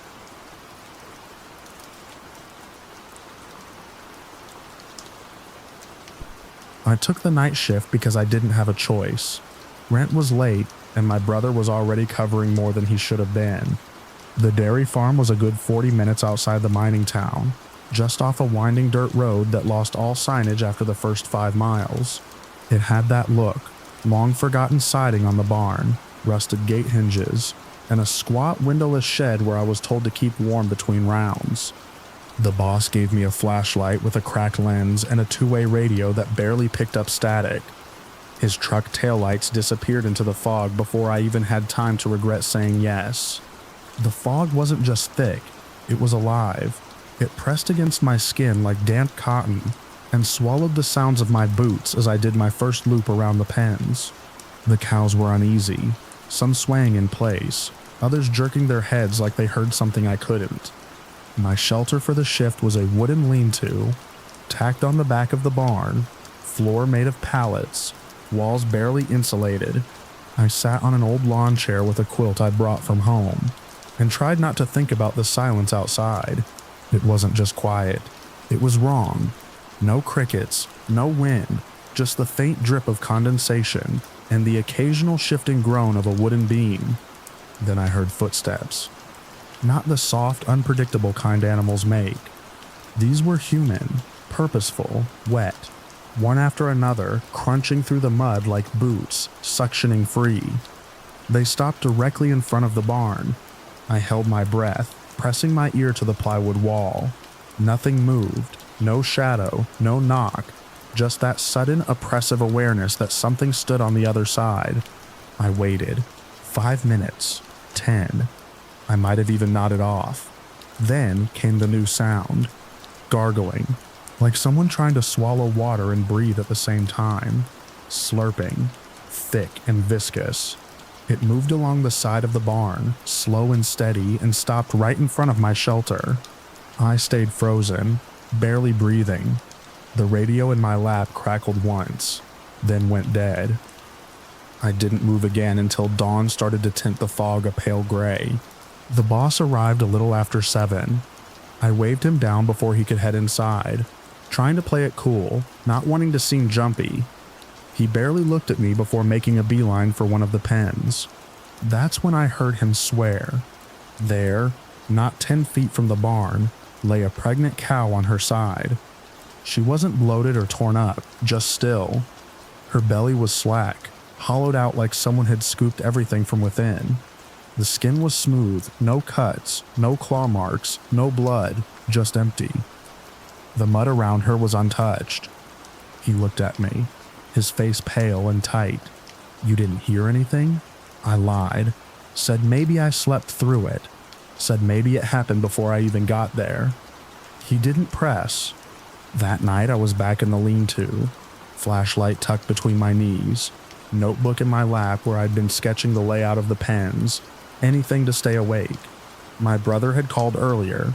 We'd joked about the quiet out here, and I'd teased him like I always did, saying at least I'm not the one who still checks under his bed. Around 2 in the morning, I heard my own voice. It came from outside the shelter, flat like a recording but with the same intonation. At least I'm not the one who still checks under his bed. Pause.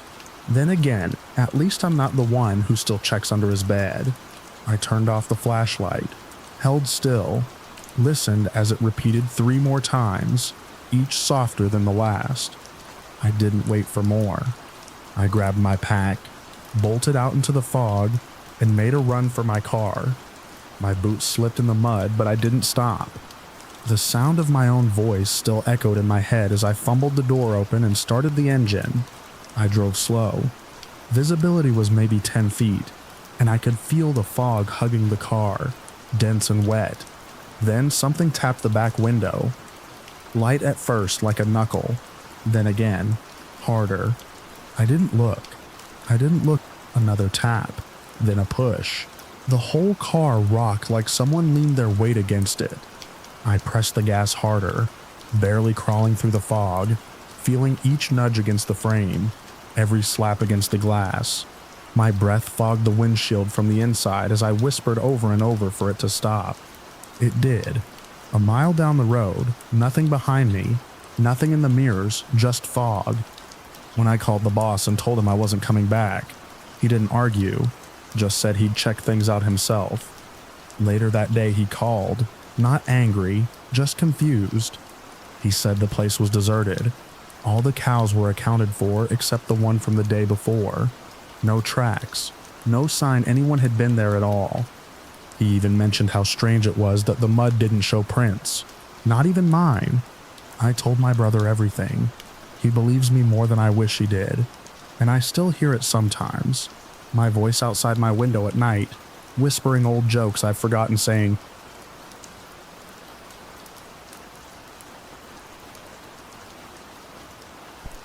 It started the week after I took the late shift full time. My name was still half stranger to the folks at the church.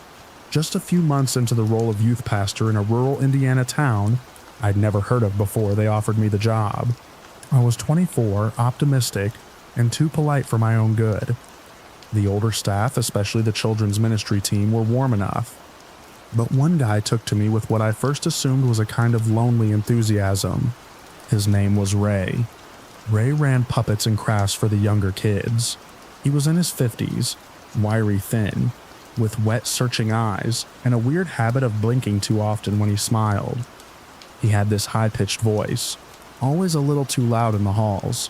He never swore, never joked crudely, but something about his excitement felt off, like someone trying too hard to rehearse what friendliness should look like.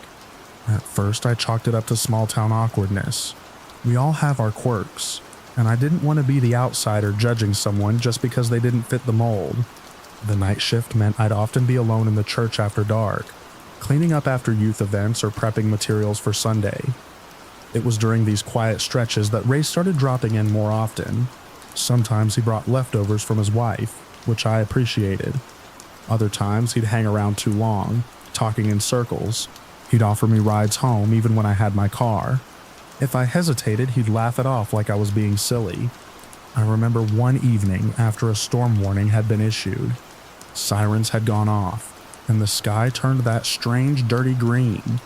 I was the only one left locking up when Ray appeared in the lobby, soaked to the knees and smiling. "You shouldn't drive in this," he told me as if I'd already agreed.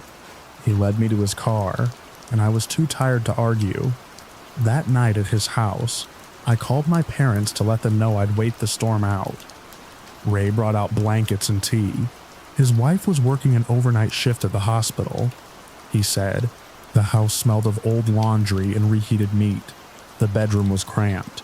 He showed me his back brace and said he couldn't sleep on the floor, too painful. I offered to sleep on the couch, but he insisted I take the bed, said it was big enough for two. I didn't want to offend him. I lay stiff on my side, facing the wall. I felt the mattress shift behind me once. Then again, the third time, his knee bumped mine. I pretended to be asleep. He moved closer, exhaling against my neck. Then slowly, he wrapped an arm around my waist. I didn't move. Not for what felt like 10 full minutes. My breath stayed shallow, heart hammering in my throat. Eventually, he rolled away. In the morning, I left without eating. He followed me out, smiling like nothing had happened. Things got stranger after that. During youth events, I'd catch him watching me from the edge of the fellowship hall. Not the kind of glance you give someone when you're listening, but fixed, glassy stares that didn't change no matter what was being said. I'd look away. When I looked back, sometimes he was closer. He started showing up when I closed up, offering rides again. One night, I agreed, mostly because I thought I could set boundaries during the drive. I snapped at him halfway through the ride. It was stupid. I shouldn't have yelled, but he was talking about how God must have meant for us to meet, and I couldn't take it anymore. His face changed instantly. His hands clamped the steering wheel tighter. He stopped the car, reversed into some side road I didn't recognize, and sat there breathing hard. "I thought you understood me," he said. I didn't respond. My window was fogging. I could see the silhouette of the trees shaking in the wind. No one around. I told him I needed to get home, that I was sorry for raising my voice. He didn't answer. Instead, he drove too fast, turning randomly. We passed the same mailbox twice. My hands gripped my seatbelt. After 20 minutes of circling, we reached my street. I opened the door before he stopped fully. He didn't say goodbye. I tried avoiding him after that. Told the senior pastor I'd be handling youth events solo. Started locking the church doors earlier. He still found ways to get close. One night, I was dozing on the couch in the youth room during a late-night planning session. I'd closed the building early. I thought I was alone. I woke up to the sound of humming. A lullaby. The kind you'd hear in a child's music box. Ray was standing in the doorway, just watching. My breath caught. Before I could speak, He was closer. I didn't see him walk. I didn't even blink, I think. But suddenly, he was right there, crouched beside the couch, eyes wide. He leaned in and sniffed my hair. I bolted upright. He backed off slowly, still humming. I ran to my office, locked the door, and waited until the sounds of his footsteps disappeared. The next storm came a week later. Another late shift. I hadn't seen Ray in 3 days. I thought maybe he got the message. But as I left the building that night, rain slashing sideways and the tornado sirens wailing again, I saw him in the doorway across the parking lot, still watching. I sprinted to my car, but it wouldn't start. I fumbled with the keys, shaking, until it finally caught. As I pulled out, headlights caught his face, blank, mouth slightly open. No umbrella, just standing there. The next morning, I submitted my resignation. I told the senior pastor it was personal, that I was going to be closer to family. Ray didn't show up at church the following Sunday, or the one after that. I packed up and left town without saying goodbye. Sometimes in the middle of the night, when the wind hits just right and the power flickers, I remember the sound of that lullaby, the weight of an arm around my waist, that fixed stare across a church lobby. I don't know what he wanted, but I know I was never going to wait around to find out.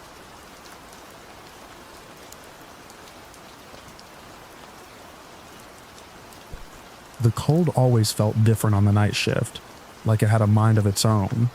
Down at ground level, where the shuttles idled and the headlights washed across the lane markers, the chill stayed manageable, but up on the elevated levels of the airport's parking structure, the cold seemed to sharpen itself against the concrete and wait for someone to wander into it.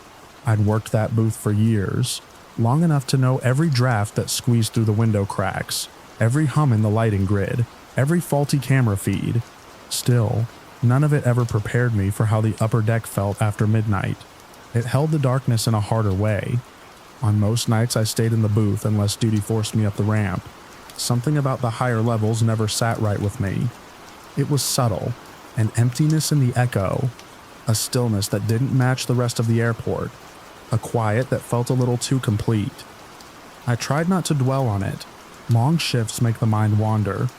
But that particular night, the heater in the booth had been blowing stale air for hours, and I stepped out just to breathe something colder. The moment I opened the door, the wind sliced through my jacket as if it had been waiting for an opening.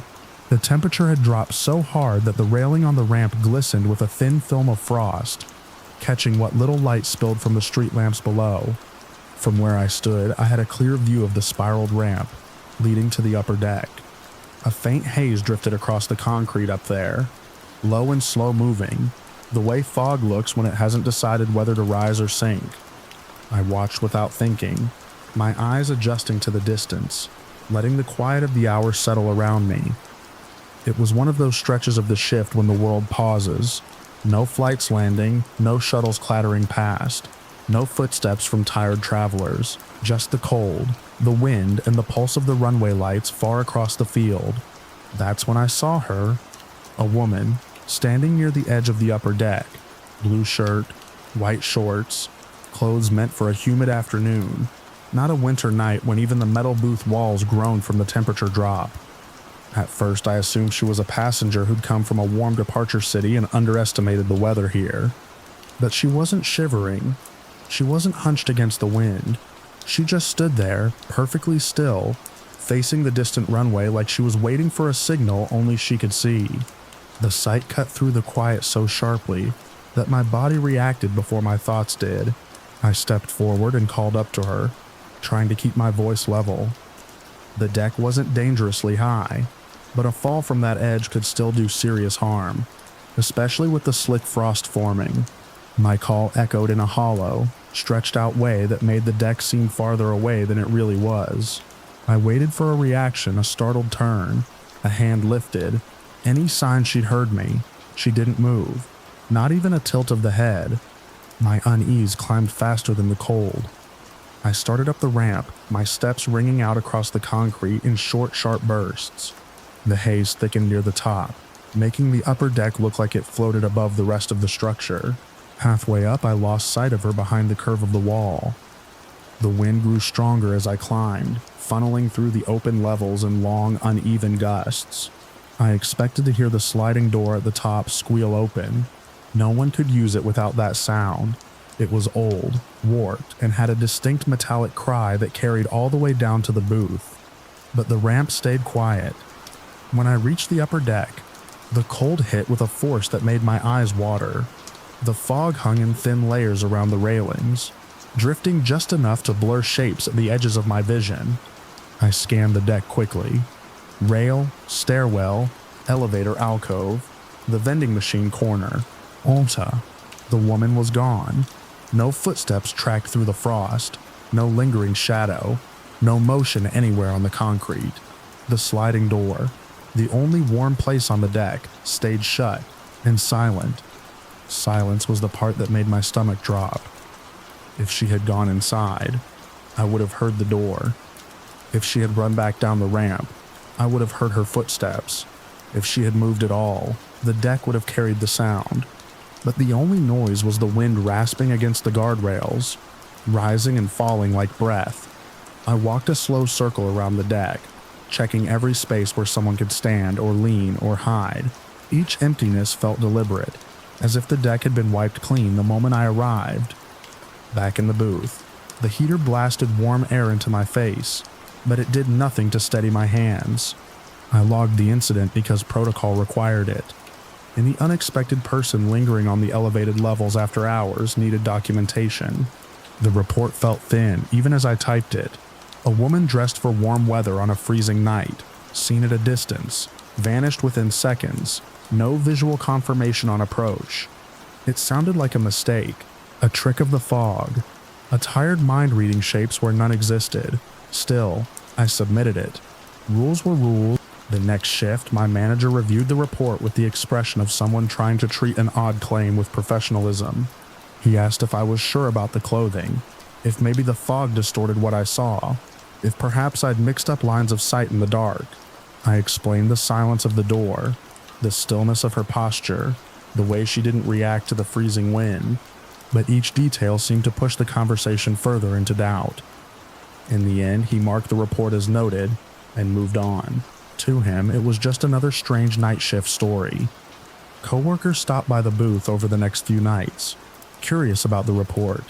They asked what I'd seen, how long the sighting lasted, whether I thought someone had been pulling a prank. A few joked about ghosts. A few shrugged it off as fatigue. One or two listened more carefully, but even they couldn't hide the skepticism in their eyes. And I understood why. The story didn't make sense. People don't stand perfectly still in freezing air wearing summer clothes. People don't vanish without sound on a deck where even a dropped coin echoes. The details felt wrong even as I repeated them. I tried to file the incident away in the part of my mind reserved for odd but harmless experiences. Night shift workers collect those. You see things at 2 a.m. that you'd never notice at noon. You hear sounds the day shift never hears.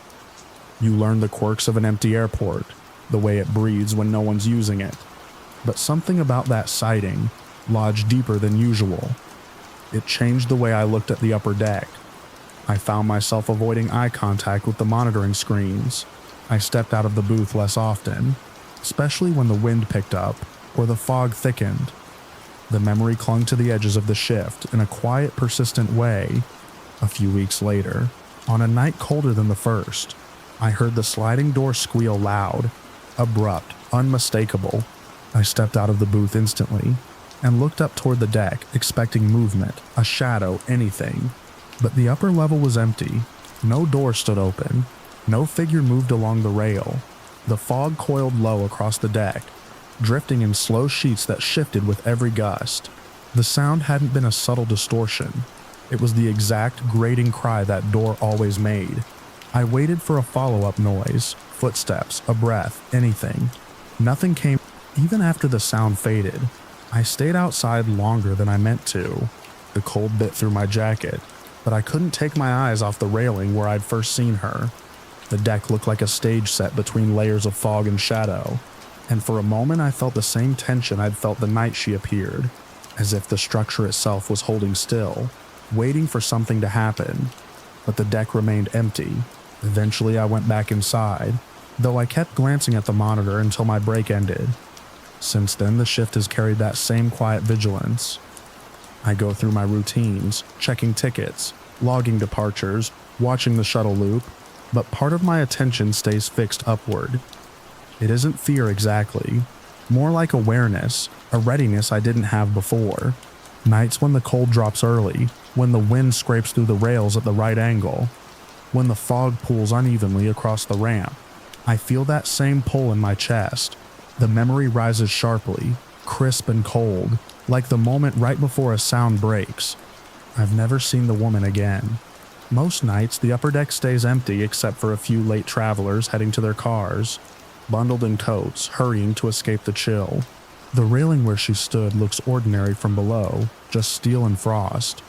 But every time I step out of the booth, I check it, habit now, a small automatic motion I can't shake. Because whatever I saw that night didn't move like a person, didn't dress like someone who belonged in that kind of cold, didn't leave the deck the way any normal person would. And even though everything in me wants a simple explanation, a reflection, a misunderstanding, a perfectly timed exit I somehow missed, I can't escape the moment she vanished. No sound, no motion, no warning, just gone, swallowed by a deck that should have echoed her every step. That's the part that stays with me on the quietest nights, when the booth lights flicker and the wind presses against the windows in long, steady bursts. I tell myself it was nothing. That night shift's warp perception. That fog and distance and cold can twist shapes into people. But whenever I look up at that stretch of railing on the upper deck, I half expect to see her again, standing still in the freezing air, wearing clothes meant for another season, waiting for something I can't hear.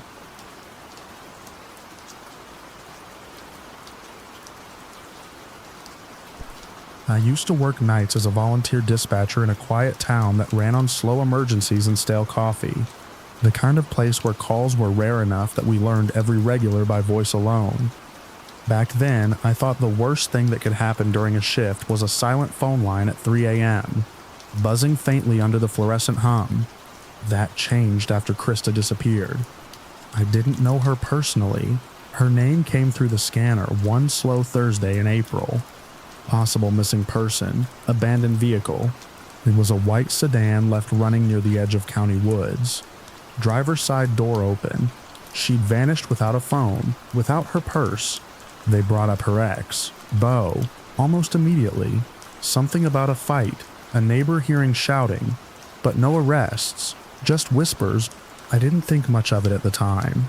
People disappear for all kinds of reasons. Drugs, bad choices, cold feet. But 3 months later, I started dreaming. The first one was vague. I was walking through the woods, wet leaves sticking to my shoes, the smell of moss and rot thick in the air. I remember seeing a woman, her back turned to me, standing too still among the trees. Then I woke up. I didn't connect it to Krista until the third or fourth time the dream repeated. Each night brought more detail, a pressure on my chest, a frantic sense of knowing I was too late. The woman was always the same. Dark hair matted to her neck, a jacket hanging open, one shoe missing. Her mouth didn't move, but I could feel something like a message pushing into me. Not words exactly, but knowledge. She had been taken, hurt, left somewhere no one would find her. I'd wake up cold, heart hammering, a taste of earth in the back of my throat. The dreams started to invade my waking hours. I'd be logging equipment inventory and suddenly smell the loam of the forest.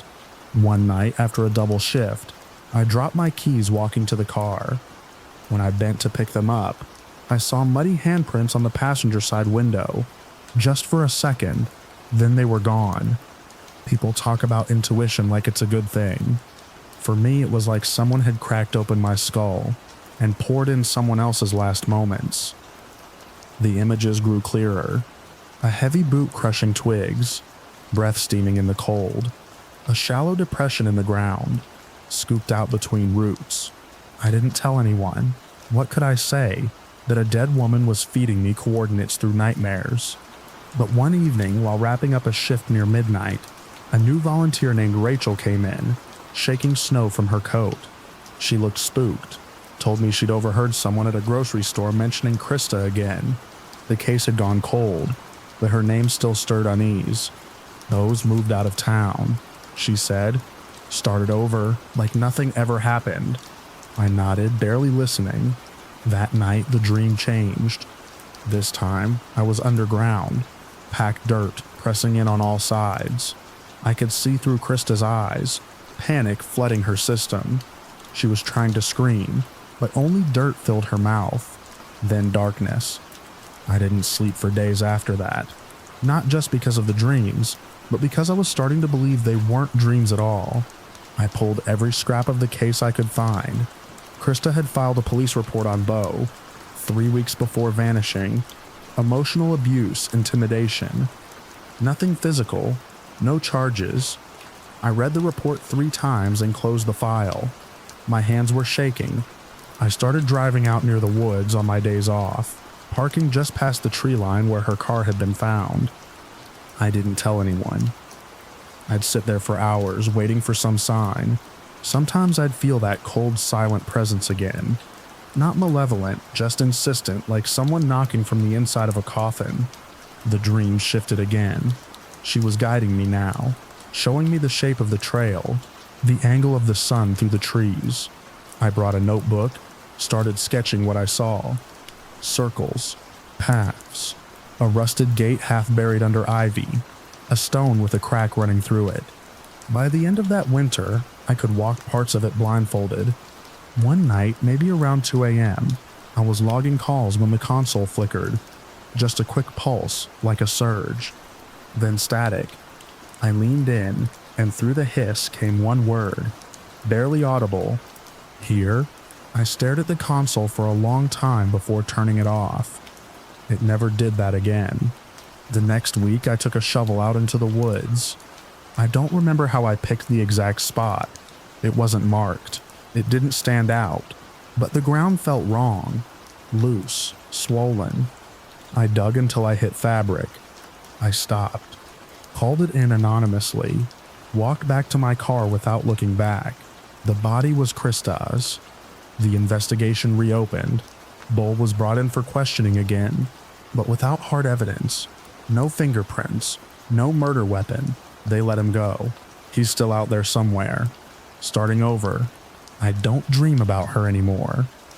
Not in the same way, but sometimes late during a shift I feel her nearby. Watching, not angry, just like she knows I saw her. Really saw her when no one else would, or could. And now, when someone goes missing, I don't ask if they'll be found. I ask when the dreams will start again.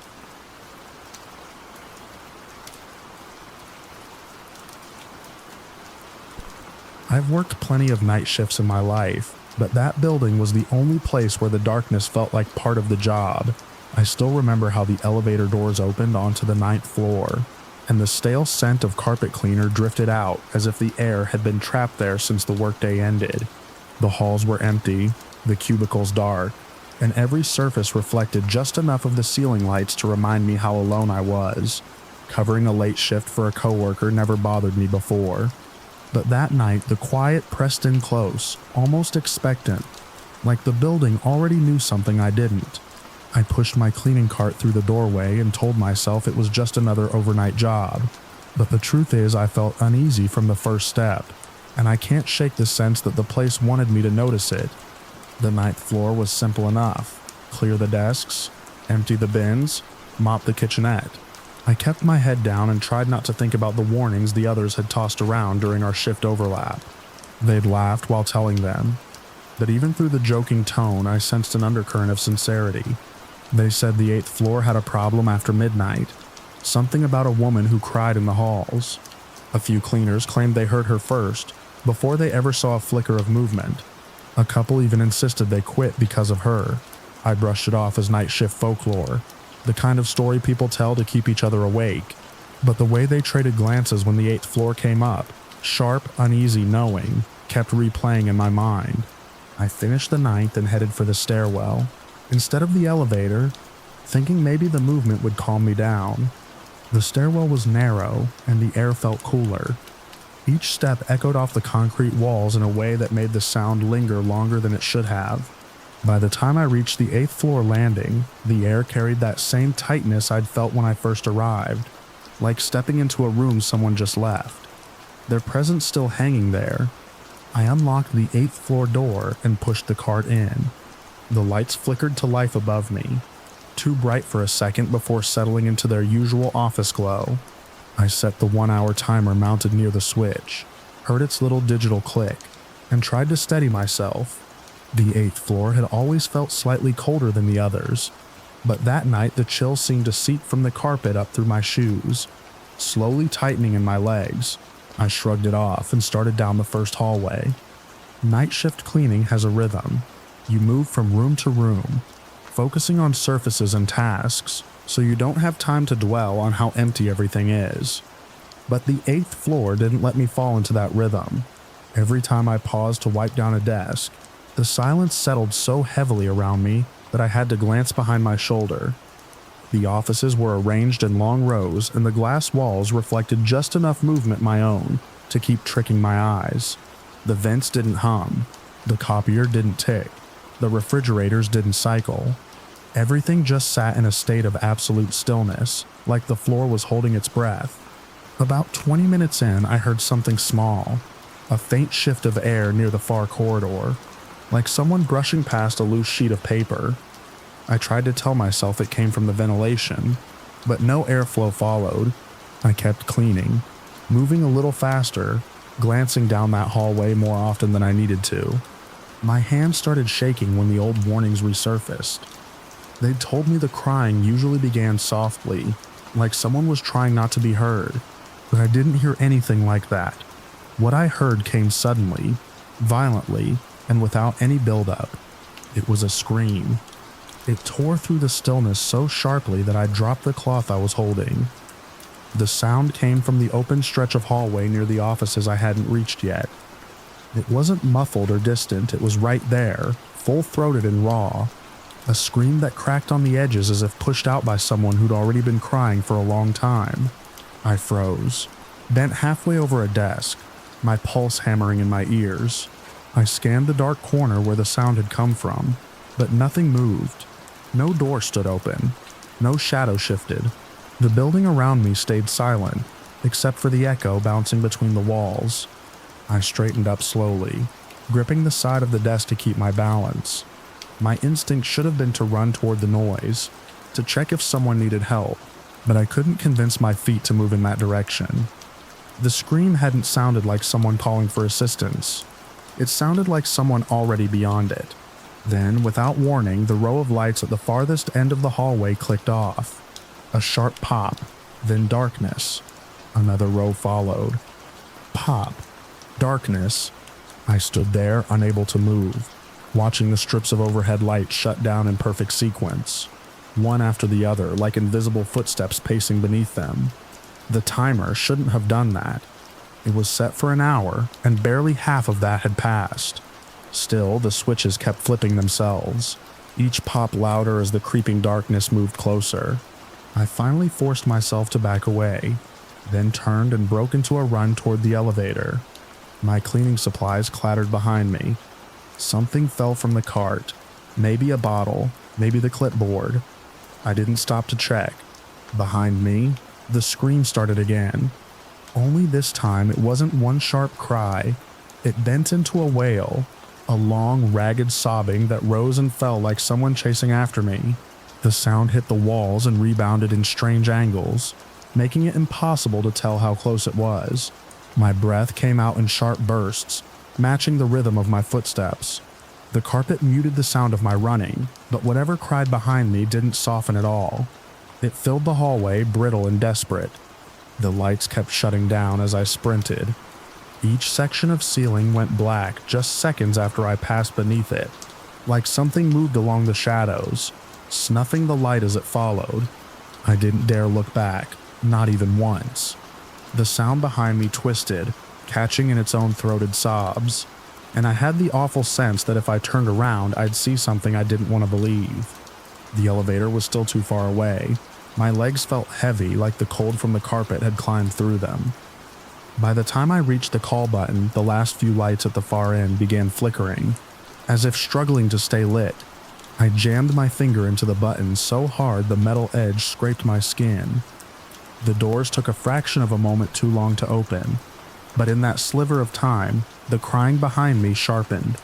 One final piercing wail that carried across the entire floor. The doors slid open, and I lunged inside. I hit the close button repeatedly until my fingertip went numb. The lights in the hallway dimmed with a soft electrical sigh just as the doors sealed shut. The crying cut off instantly as if someone had yanked the sound out of the air.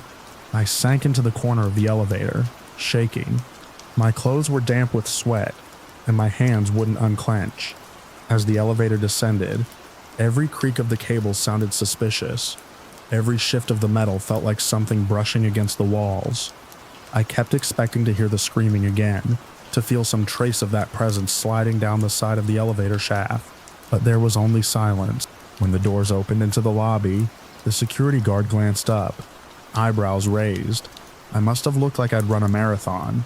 He didn't ask what happened. Maybe he didn't want to know. I walked past him without a word, out into the cold air of the parking lot, the night wind cutting across my face like a reminder that the world outside still obeyed ordinary rules. I didn't sleep that morning. I sat on the edge of my bed, replaying everything: the scream, the lights, the crying following me down the hall. I kept trying to fit it into something explainable. A power surge, a prank, a vent issue that distorted sound. But none of those explanations matched the sequence. The way the lights shut down row by row, the way the screams seemed to come from everywhere at once. I went back to the building only once more, just long enough to return my ID badge. When the supervisor asked if I was sure about quitting, I nodded. I didn't tell him the real reason. Night shift workers tend to recognize the look in someone's eyes when they've seen something they can't rationalize. He didn't press me. Since then, whenever I walk through an empty hallway late at night, I feel that same heavy pause in the air, that breathless anticipation like the building is waiting for me to hear something. Sometimes I even catch a faint echo in the space behind me.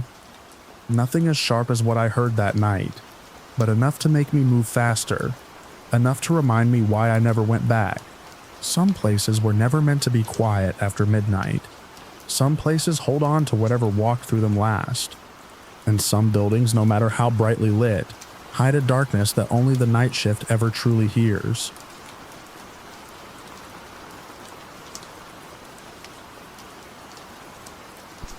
I never used to think much about night shifts. In a small town like ours, they were almost boring. Quiet lobbies, humming refrigerators, the occasional customer drifting through on their way to somewhere else. I'd worked plenty of them, enough to know the rhythms, the rush when people got off work, the sudden silence after, the way the fluorescent lights made everything feel frozen in place. I always thought the stillness was the worst part, but that was before the night I learned what can hide inside that stillness. Before I understood that sometimes the danger doesn't come from the darkness outside the windows. It comes from the person working right beside you. When my manager called, I was already home. I'd kicked off my shoes, microwave leftovers, and settled into that rare feeling of not having to go anywhere. The sun had set maybe 20 minutes earlier. I remember the sky still holding on to a streak of dusty red behind the houses across the street. The phone buzzed, and my first instinct was to ignore it. But when I saw my manager's name, I answered. She told me the night worker hadn't shown up. Not late, missing. She asked if I could come in just for the closing shift.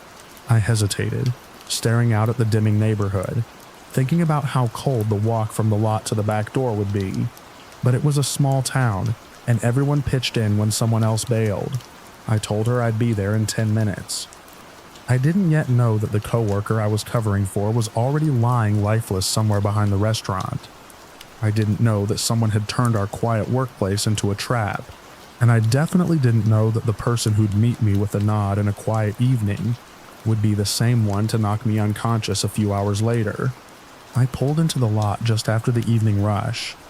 The sky had cooled into a deep blue, the kind that warns the temperature will drop another 10 degrees once midnight hits. A faint mist hovered across the pavement, low and thin, barely noticeable unless you caught it in the corner of your eye. I walked inside, clocked in and found Eric wiping down the front counter. He looked up and gave a small nod. "Didn't think you'd be the one coming in," he murmured. His voice always had that soft, distant quality. He wasn't unfriendly, just quiet, the type who kept to himself. We'd done dozens of shifts together. Nothing about him had ever set off alarms in my head. The rush hit the second I tied my apron. Customers swarmed in, far more than usual for that time of night. Drive-through orders piled up on the screen. Drink lids popped like gunshots each time I sealed them too quickly, and the grills hissed non-stop. My whole world condensed into the repetitive motions of cooking, bagging, handing off, apologizing for delays. Through it all, Eric drifted behind me, restocking, prepping, moving trays around. What I didn't notice, not yet, was how often he looked at the door, or how he'd linger for a moment in the hallway to the office, as if listening for something, or how he barely touched the drink he carried for much of the shift, the one he handed to me when I was too slammed to go grab my own. Once the last customer left, and the bell above the door went quiet, I felt that familiar exhale of relief. The hardest part was done. Closing up was routine. Empty the trash, wipe the counters, lock the doors, count the registers. Eric volunteered to double-check the freezer inventory, something he never did unless asked. I thanked him over my shoulder and kept sweeping. The hours of noise had made the silence feel heavier. I finished bagging the kitchen trash and headed for the back door to toss it. The mist outside had thickened since I arrived, gathering around the security light that buzzed and flickered like always. My breath fogged as I crossed the lot toward the dumpster. I remember thinking I should get my jacket from my car before heading home. It was colder than I expected. I tossed the bags in, slammed the lid, and turned back toward the building. That was when everything snapped. A sudden blow slammed into the back of my head. There was no warning, no sound, just that sickening impact, hard enough to drop me instantly. My vision burst into white, then collapsed into spinning shadows. I felt the pavement scrape my palms as I tried to catch myself, but I couldn't tell which way was up. A metallic taste flooded my mouth. Then hands grabbed my jacket collar. I looked up, blinking through the haze, and the security light flickered right then. One of those moments where time seems to slow just enough for you to see clearly. Eric's face hovered above me, expression blank, eyes cold. I tried to say his name, but it came out as nothing more than a strained breath. He didn't answer, he just pulled harder. I slid helplessly across the tile when he dragged me inside. The world dipped and swayed around me, each movement making my stomach twist. I tried to push myself up, tried to grab onto a doorway or a counter, but my arms barely responded. My fingers felt numb, my limbs felt heavy, like my body wasn't mine anymore. When he pulled me into the back office, the fluorescent light carved the room into sharp angles. He shut the door behind us with a soft click, not slamming it, not rushing. Calm, deliberate. I lay on the floor, trying to lift my head. Everything felt wrong. I'd been hit, yes, but the weakness spreading through my body wasn't from the blow. It was something else. A slow, numbing fog creeping through my veins. Something he'd given me earlier. The drink. He'd watched me swallow it without a second thought. I tried to scream, to roll away, to kick anything, but my body stayed stuck in that awful in-between state. Conscious, aware, but unable to move. Sleep paralysis while wide awake. I felt the pressure of a zip tie closing around my wrist. Then another. The plastic bit into my skin. My heart hammered so hard it made my vision pulse. Eric worked with a cold efficiency, repositioning my arms, tightening the restraints until I couldn't move even if the drug wore off. He didn't speak to me. Not once. He spoke to himself under his breath, low murmurs that sent chills through me even though I couldn't make out the words. It wasn't angry muttering. It sounded like repetition, like reassurance. At some point he stepped away, rummaging through the office drawers. When he turned back toward me, He held a small cutting tool, sharp thin, something he must have stashed earlier. He knelt beside me, calm, focused, as if he'd blocked out the entire world except for the task in front of him. I felt the tool press lightly against my arm. The pain came in a hot, controlled line. Not deep, but deliberate. A test, a mark, something he intended to follow with more. I tried to twist, tried to stop him, but the drug locked my limbs in place, leaving me a silent witness trapped in my own body. He moved away again, as if preparing for the next step. The room dimmed. My breathing grew shallow. The buzzing from the fluorescent light turned into a low, droning hum that made everything feel unreal. Time blurred after that. I drifted in and out of awareness, trapped in that paralyzed fog. Footsteps echoed faintly from somewhere in the restaurant. At first I thought it was just the building settling or the drug distorting sounds. But then I heard a door slam. Hard. Then another sound, voices. Panicked. Calling for someone. Calling for me. My eyes snapped open as two figures rushed into the room. My friends. They weren't supposed to be there. They had gone home. But when I hadn't answered their messages, they'd driven by the restaurant to check on me. They saw my car still in the lot long after closing. They went inside, and when they found the front empty, they checked the security monitors, just like we were trained to do when a coworker didn't clock out. They watched the footage of Eric dragging me across the tile. They saw everything. One of them knelt beside me, cutting the restraints. The other kept looking toward the hallway, whispering that the police were already on the way. My body twitched as feelings slowly crept back into my fingers and legs. My arm throbbed where Eric had cut it, but the wound was shallow enough not to bleed heavily. Before I could sit up, a shout echoed from the front lobby, an officer's voice booming commands. Then a single gunshot tore through the silence. Then another. The building reverberated with it, the sound bouncing down the hallway and shaking the office walls. My friends froze. I froze. Even the fluorescent light seemed to hold its breath. The drug made everything feel distant and dreamlike, but the shots cut through the fog with terrifying clarity. Within seconds, more officers swept through. Boots thundered across the tile. Radios crackled. Someone called all clear. Eric had been found near the front, still armed. He never got close to coming back for me. When the officers walked into the office and saw me half propped against the wall with my friends, their faces shifted from rigid focus to something more human. They helped me to my feet, lifting me carefully, leading me outside where the night air felt colder than before. The mist swallowed the flashing lights, turning the whole parking lot into a ghostly blur of red and blue. That was when I saw the other car, the one the officers had towed from behind the building, the one belonging to the coworker I'd been called in to replace. He'd never made it home the night before, and all shift long, while I'd been slinging orders and wiping counters, Eric had been moving through the building with the same quiet calm he always had, even though his first victim was already hidden just yards away. I still think about that. How normal he seemed. How his face didn't change when he dragged me across the floor. How I'd trusted him simply because he'd never given me a reason not to. Night shifts feel different now. Even months later, if I'm awake past midnight, the air seems too still, too watchful. I can't walk through a dim hallway without feeling tense. And sometimes when I close my eyes, I'm right back on that office floor, unable to move, listening to the hum of the lights, waiting to feel the edge of a blade trace across my arm again.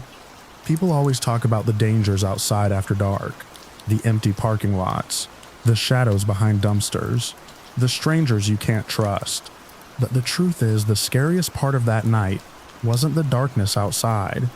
It was realizing the real danger had been standing next to me for hours, smiling politely, helping me close up, waiting for the exact moment I'd be alone and unable to fight back. That's what keeps me up most nights. The knowledge that horror doesn't always come from the unknown. Sometimes it comes from someone who knows your schedule, your habits, your routines. Someone you've joked with on slow nights. Someone who hands you a drink without you thinking twice.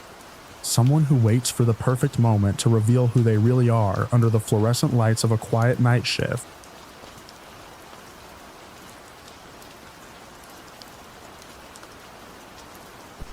Two years ago, I worked a night shift job at a distribution center about 20 minutes outside town. The kind of gig where your whole rhythm shifts. You wake up when most people are eating dinner and get home just as the sun comes up. That day, I'd pulled a double shift back to back and gotten home exhausted. I remember it was already hot even though it was still morning. The kind of sticky rural heat that clings to your skin. I locked the door behind me, drew the blinds in the living room and went upstairs to crash. My bedroom didn't have a lock on the door, but I figured I didn't need one. It must have been just after 5 p.m. when I stirred awake. The sun was dipping, casting orange slashes through the side of the blinds. I sat up, groggy, and instantly noticed something off my window screen near the bed looked crooked. Not just loose, but nudged out like it had been tampered with. I went outside, more annoyed than alarmed, to take a look from the yard side. As I rounded the corner, my neighbor from 2 doors down called out. He mentioned seeing someone he thought it was me standing outside my own window the night before. Said it was weird because I never came out that side late at night. At the time, I brushed it off. Maybe he was mistaken. Maybe someone passing by looked like me. I didn't want to start my evening shift thinking about it. I was still outside when I heard it. A loud crash, shattering glass. I spun around and saw the living room window had exploded inward. The noise echoed across the complex. For a second, I froze, unsure of what I'd actually seen. Then I saw him, a man, tall, heavy-set, just standing inside my living room like it was his. There was something in his hand, a blade of some kind, maybe a kitchen knife. He didn't wave it around or shout. He just looked up the stairs like he knew where I'd be. When I came through the front door, he was already speaking calm, low, and deliberate. He knew when I worked. He knew I was usually out by 10 p.m., knew my shifts rotated every few days. There was no chance this was random. I felt every hair on my body stand up. I bolted. Up the stairs, 2 at a time, slammed the bedroom door and pressed it shut with my shoulder. No lock, but I had something else. A small handgun I kept in the nightstand. I grabbed it with shaking hands, backed into the far corner and dialed 911. I remember the dispatcher's voice stayed calm the whole time, even as mine cracked. I told them everything I could. My address, the break-in, that I was armed and hiding upstairs. They told me to stay on the line. A few agonizing minutes later, I saw blue and red lights flickering through the cracks in the blinds. The police had arrived. I ran to the window and threw them the spare keys I kept hidden in the closet vent. The entry door opened. I heard heavy boots on tile, voices shouting commands, then silence. When they finally cleared the house and called me down, I saw him sitting quietly on my sofa, knife on the floor by his feet. No resistance, no explanations. Just sitting there like he'd been waiting for something. The police restrained him, ran his ID, and took him into custody. They wouldn't tell me much, only that he had a record, mostly stalking and trespassing. He didn't say a word the whole time. I moved out within the month, found a new place across the state, closer to my sister. I still work nights sometimes, but I sleep a little lighter now. Every creak in the wall or bump in the dark gets my attention. I don't leave windows cracked anymore, and I never ever ignore a crooked screen again.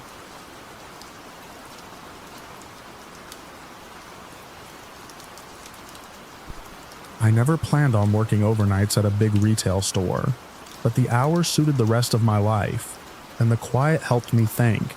Most nights the place felt like a sealed world of humming lights, waxed floors, and aisles that went still after closing. I got used to hearing my own footsteps echo off the metal shelving, the way the building settled in the early morning hours, and how the air always felt a little cooler around the back room. I told myself it was just the HVAC kicking on. I told myself a lot of things back then, before the night those stories finally caught up to me, one after another, until I realized how thin the distance was between routine work and real danger. My shift always started the same way. Clock in, grab the radio, grab the keys, walk the floor. There was a comfort in the repetition. I could tell if something was off based on smell alone. A spill in produce, a blocked drain near the wash bay, a chemical cart left cracked open by the day crew. Some nights I felt like the only person inside a giant aquarium, moving through glass corridors while the outside world slept. I remember the first incident as sharply as I remember the color of the wax we used. Cream, with a chemical tang that stuck to your clothes. I was out in the parking lot gathering carts. The cold had rolled in early that night, and my breath came out in long threads that drifted away under the orange parking lot lights. The store had closed hours earlier, so most of the lot was empty except for a handful of employee cars and a loose cart that kept catching the wind. I bent to latch a chain when headlights swung across the asphalt and flooded the row. The vehicle pulled up too close enough that the engine vibrations traveled through the cart handle into my palms. I straightened, shielding my eyes. I didn't recognize the car or the driver. He leaned toward the open window and jerked his head, motioning me over like he wanted directions or something simple. I stayed where I was. For a long second, nothing moved except the exhaust drifting from the tailpipe. Then he lifted a hand and made the same beckoning gesture, more forcefully this time. I shook my head. I didn't yell. I didn't wave him off dramatically. I just stood my ground. His expression tightened, and his arm disappeared inside the car. When it came up again, there was a gun in his hand, matte black, small, but unmistakable even under the bad lighting. He raised it toward me. My brain lagged a beat behind what my eyes already knew. That thin line of instinct, run, duck, hide, never fired. I stayed frozen, hands still on the cart. At that exact moment, another set of headlights cut across the lot. My coworker's truck turned in, engine rumbling, tires rolling slow as he looked for a place to park. The man in the car snapped his attention toward it. Without a word, he dropped the gun below the window line and sped off, taillights blurring into the dark. I didn't say anything to my coworker beyond something about a weird guy in a car. I didn't mention the gun. I couldn't make the sentence form. We went back inside. I finished my shift. I tried to convince myself that maybe I'd misunderstood what I saw, but the shape of that gun stayed etched behind my eyes, sharp as the shine on the cart rails. The second incident hit harder because of when it happened. New Year's night, the kind where the town went unnaturally quiet after midnight celebrations burned themselves out. The store felt abandoned, more than usual. My tasks took me into the back room, where pallets of stock rested under industrial lighting that flickered whenever the wind hit the side of the building. The place smelled of cardboard, cold concrete, and whatever cleaning solution had been used on the drains. The first hint that something was wrong was the radio chatter. Short bursts about a police pursuit near the main road. Nothing new for holiday nights. I kept mopping near the receiving doors, humming a little under my breath just to keep the silence from swallowing me. That was when I heard it. A sharp, metallic crack that echoed off the backroom walls. I didn't recognize it at first. It didn't sound like anything belonging inside a store. Then the second shot rang out. This one was unmistakable. A gun fired close enough that dust shook loose from the rafters and floated down through the light. I hit the ground behind a pallet of bottled water, heart hammering, mop still in my hand. I lay there listening, waiting for another shot. The police siren screamed past the building a moment later. Through the loading bay window, I caught a flash of movement. Someone running. A shadow cutting across the security lights. A figure, arm raised, firing wild in the direction of the building as they fled. The back room absorbed the sound, turned it into a hollow, vibrating thud. I pressed my face against the cold concrete floor and stayed there until the sirens faded. When I finally stood, my legs shook so badly I had to lean on the mop handle to keep upright. The bullet hadn't struck the building, but the sound alone felt like it had torn something loose inside me. I should have taken a few days off, but overnight workers don't get that luxury. The next shift came, and with it, my usual route. I forced myself through the aisles, trying to pretend everything was fine. I repeated the same mantra in my head. Just get through the night, do your job, don't think about it. The third incident didn't feel like the others, not at first. It started with something so ordinary I barely noticed it. I was cleaning the washroom on a quiet holiday night. long past the hour when customers ever came in. The air smelled of bleach and metal fixtures warmed by the vents. I wiped the mirrors in slow circles, watching my own reflection blur and sharpen with every pass. Then the lights went out. Not a flicker, not a brownout. They snapped off in a single instant, plunging the room into a darkness so thick I felt it settle on my skin. I froze, one hand still against the mirror. I waited for the emergency lights to kick on, but the silence stayed unbroken. The only glow came from the exit sign in the hall beyond the half-open door. Its red light spread in a thin spill across the floor, just enough that I could see the outline of the sinks and the shapes around them. I told myself to step out, but my feet locked up. Then I noticed the mirror. My reflection was still visible. Faint, but there. A dim silhouette against the darker room. But there was another shape behind me. Something taller and thinner than any person I'd ever seen. A shadow that shouldn't have been there, given the angle of the light. It leaned close as if looking over my shoulder. What froze me wasn't the shape but the grin. A wide yellow-toothed curve that stretched too far across a face I couldn't fully see. The edges of it trembled like it was breathing against the glass. I didn't turn. I couldn't. I stared at the mirror, waiting to see if the shadow would move. My chest felt tight, like the air around me had thickened. The grin never shifted, but the shape behind it seemed to pulse, expanding and contracting in the dark. The hallway lights snapped back on with a loud buzz. The fluorescence in the washroom flickered, steadied, and filled the room with sickly brightness. The mirror showed only my own reflection again, pale, wide-eyed, clutching a balled-up rag in a trembling hand. No shadow, no grin, nothing behind me. I stepped out of that room so fast I nearly slipped. I finished the rest of my tasks in record time, never once letting my back face an open doorway. After that night, the shadows stopped, or maybe I stopped looking long enough for them to form. I kept my eyes on the ground, on the equipment, on anything that wasn't the dark corners of the store. But something in me stayed coiled tight. There were moments, even in brightly lit aisles, when I felt watched. Not by customers, not by coworkers, but by something that paid attention only when I was alone. Months later, when I'd finally switched to a daytime job, I learned something from a manager who'd worked there far longer than I had. He mentioned it casually, like it was just old store lore. There had been violent incidents at that location years before I ever clocked in. Accidents, fights, a robbery that ended badly. Places pick things up, he said, shrugging. Especially places that stay open all night. I didn't ask for details. I didn't need them. I'd already seen what the night kept to itself. I left that job with the sense that I'd stepped out of a space where the boundary between normal danger and something else, something older and less concerned with reason, had thinned more than once.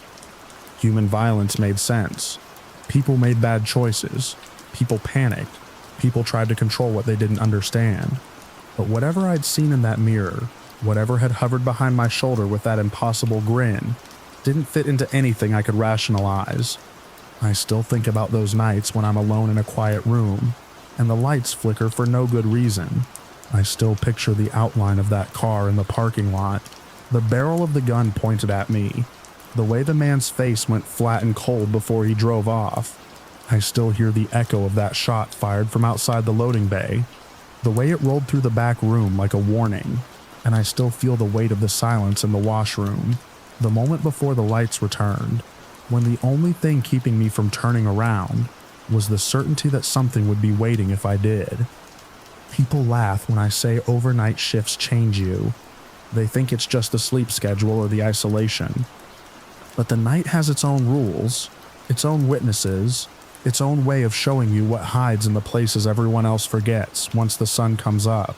I tell myself those events didn't follow me home.